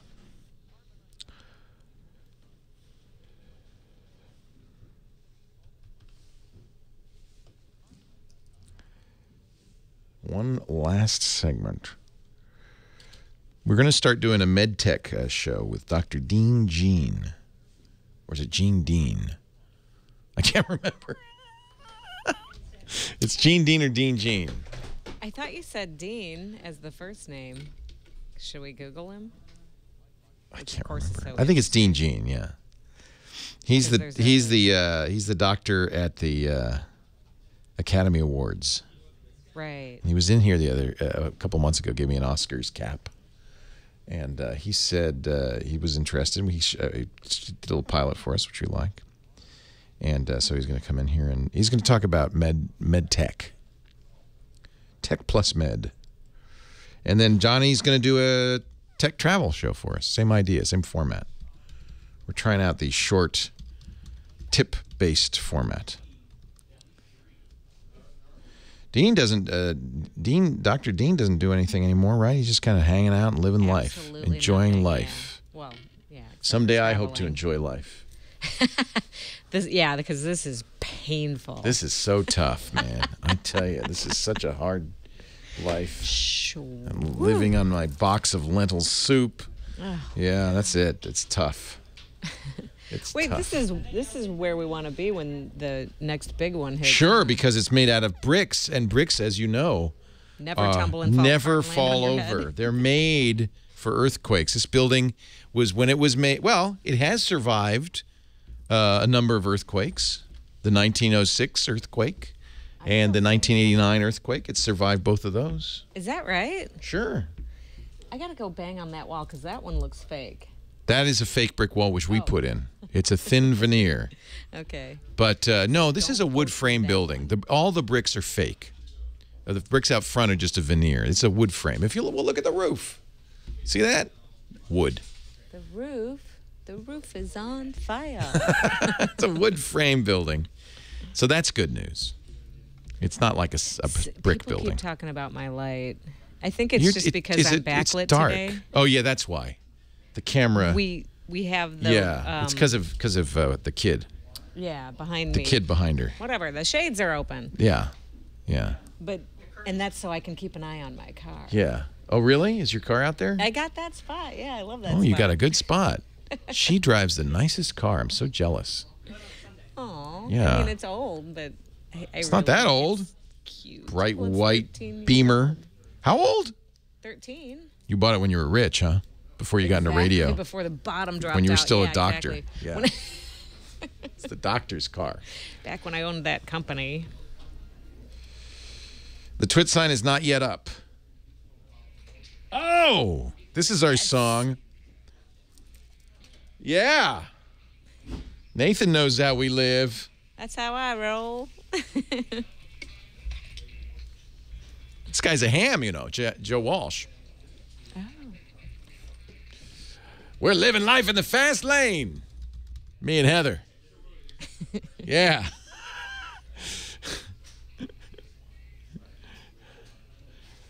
Yeah, brutally handsome. She was terminally vain? That's not nice. Joe Walsh, by the way, a ham. And he composed the theme song for our ham podcast, Ham Nation. I did not know Yeah. that. He is my favorite eagle by far. Isn't he great? Yeah, the host of Ham Nation, Bob Heil, is a very famous rock and roll sound guy who does Joe's sound. In fact, he was just on the road with Joe, touring with him. So I said, hey, Joe, would you make us a theme song? Leo Laporte, the tech guy. That's Heather Hammond, the phone gal. I don't know. We need a name for you. Oh, man. Sidekick. I have so many names. How about if I call you Tonto? Hey, Tonto. We might as well, because that Disney... It's coming out. Lone Ranger Pirates film. of the Lone Ranger. I know. I can't wait to see it. Yeah. Big Isn't that it? blockbuster. Yeah. Something like that. Jane in Anaheim. You're next. Leo Laporte, the tech guy. Hey, Jane. How are you? I'm well. How are you? Yeah, the Phone Ranger. We're going to call you the Phone Ranger, Heather. And I'm Tonto. What can I do for you? What can I do for you, Jane? Well, I wanted to know, and as far as the price range, if that also makes any difference, cheaper prices. And I'm thinking of the solar phones. You want to buy a solar phone? By the sun. Energized by the sun. Yes, don't. They're terrible. They don't. No, it doesn't work. Unless you leave the phone out in the sun for lengthy periods of time, like 2 days, you're not going to get a charge. So the solar phone, bad idea, because it just doesn't have enough juice. The amount of juice that a solar panel generates is directly related to the size of the panel. If you think about it, more light comes into bigger panel. Well, the phone has got a little thing on it. That's not, you can't know. Now, there are some companies that make solar chargers. That might be a better idea. Get a regular phone, and Goal Zero, among others, make solar chargers. In fact, I got one for my son. My son is going on he's going up the Pacific Ridge Trail. He's going to be away from anywhere you can plug in for 2 weeks. So I got him a Goal Zero solar charger. And the idea with this is it rolls out. It's a panel. It's about the size of a piece of paper, maybe a little bit bigger, that connects to a battery. And you leave it out in the sun, or you put it on your backpack as you hike. And it takes all day, and the battery's going to kind of get charged up. Over a couple of days, you might be able to get enough charge in there to actually charge a phone 100%. So it's not a long-term solution. I cannot really recommend any of these solar chargers. Every time I've tried to use them, they just don't have enough juice. You have to leave it out in the sun too long to get enough juice to really make it useful. Seems like a good idea, but you'd be surprised how much juice these batteries have. Trevor, Vancouver, British Columbia. Hi, Trevor. Leo Laporte, the tech guy. Hi, Leo. Marquardt. Hi, Marquardt. You should remember me. Of course. I have a backup dilemma. Up until 2 years ago, I was not using any backup. I know. I got a Drobo FS. Okay. I have 3.5 terabytes of data, so you see the issue. That's a lot. Yeah. Well, we have family home videos, which are like 900 gigs, and then we have our current video stuff. So that's why it's just impossible to use our small drive. So. Well, the Drobo is a good choice. A Drobo allows you to put multiple drives in a single USB enclosure. In your case, it's an FS, so that means you can use a Ethernet cable and put it on the network. It's very slow. But I don't mind. Yeah, because you just back up all the time, so it doesn't really matter, and it holds a lot of data.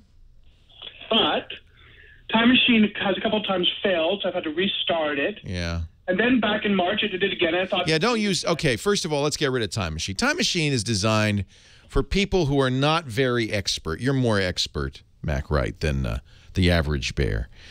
Time Machine's better than nothing. It's the thing that comes with the Macintosh, but it is not robust. So you can use it, but I would use something else. In fact, the program I'd recommend is called ChronoSync. This is what I use, ChronoSync. It's from econtechnologies.com. It's for Macintosh. There's similar programs on the PC, but since you're on a Mac, this is what you'd use. And it's much more robust. If it fails, it comes back, it solves the problem. Much, much more robust. Part of the problem, I think, is the Drobo FS. That is, I don't even know if they still sell it. That wasn't a great solution. It was very slow. I think they've got better solutions now from Drobo. But if you are using the Drobo FS, ChronoSync will be more robust if failures happen.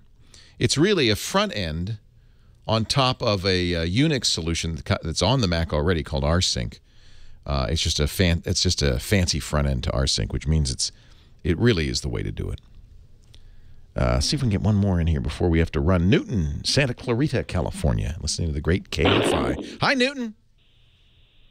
Hey, Newton. I'm great. Welcome. What can I do for you? Well, I'm visually impaired. I'm blind in my right eye. Okay. I had a torn retina in my left eye at the end of April. It's been repaired, but the smallest that I can see is 34 point. Okay. And I'm looking for something. I have a laptop, a Toshiba laptop, 17-inch screen. Do you use the Windows magnifier? Have you tried that? That's a pain in the backside. I agree. I don't like it very much. I don't either. Yeah. I have friends with the macular degeneration, similar issue, which is you need very, very big type. They use Macintoshes. The Mac, you can set type quite large, and you can also zoom in arbitrarily without that weird magnifier interface. Maybe the chat room has a recommendation for Windows for a third-party magnifier, something that you could use to, make any part of the screen bigger as you read it. Seems like there would be a lot of software for that. Maybe, and it may be the case that because Microsoft offers this magnifier, people have decided, well, it's good enough. We're not going to make any money on an additional solution. Dell Assistive Technology Services powered by EVAS. That might be something appropriate. No big answer from the chat room. All right. We'll keep watching, and the TechGuyLabs.com website, maybe we can put something up there. One more maybe I can get in here. Grant in Granada Hills, California. Leo Laporte, the tech guy.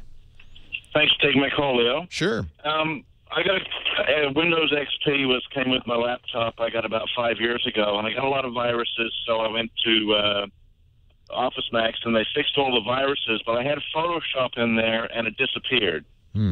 So I was looking for the most economical way to put a Photoshop back in. The best Photoshop, in my opinion, is Photoshop Elements. It's the sub $100 version of Photoshop that has 90% of the tools in Photoshop. Mostly it's just missing the professional print stuff. It's about $75 if you shop around. I think it's great. Photoshop Elements. Is that still too much? There are some other choices. Paint.net is free. Paint.net? That's the website, paint.net. It was created by students, and they still offer it, I believe. Oh, maybe that's not the right site. Oh, maybe they changed the site. Used to be paint.net. Now it's getpaint.net. I got a paint store with the other one. Getpaint.net. Very nice. Photoshop-like editor. Of course, there's always the open source solution, GIMP. And the GIMP, there is a plugin that makes it look a lot like Photoshop. My experience with the GIMP is it's very difficult to use well. Not as easy. Pixelator, Pixlr. I think getpaint.net's the one I would recommend for free. And then if you really want more Photoshop-like tools, I think Photoshop Elements is pretty darn good. Pretty darn good. So I guess Untoward's telling me in the chat room, paint.net, we got in a battle with a paint store and lost. The paint store got the website, paint.net. So now you have to go to getpaint.net. That makes a lot of sense. Hey, thank you all for listening. We'll put the show notes up on the Tech Guy Labs, techguylabs.com, along with audio and video after the fact. Go there if you've got a suggestion or a tip for any of our callers, and I'll see you right here next week. Thanks, Heather. Thanks to you all. Have a great Geek Week. Bye-bye. Well, that's it for the Tech Guy Show for today. I'm Leo Laporte. Thank you so much for joining us. Don't forget, the Tech Guy is just the tip of the iceberg. We do nearly 30 shows now on the Twit Netcast Network, and you'll find them all at twit.tv. We talk about Windows on Windows Weekly, Macintosh on Mac Break Weekly, iPad on iPad Today. You get your daily dose of tech news from Tech News Today, and our weekly roundtable show, This Week in Tech. It's all at twit.tv. And I'll be back next time with another great Tech Guy podcast. Thanks for joining me. See you next time.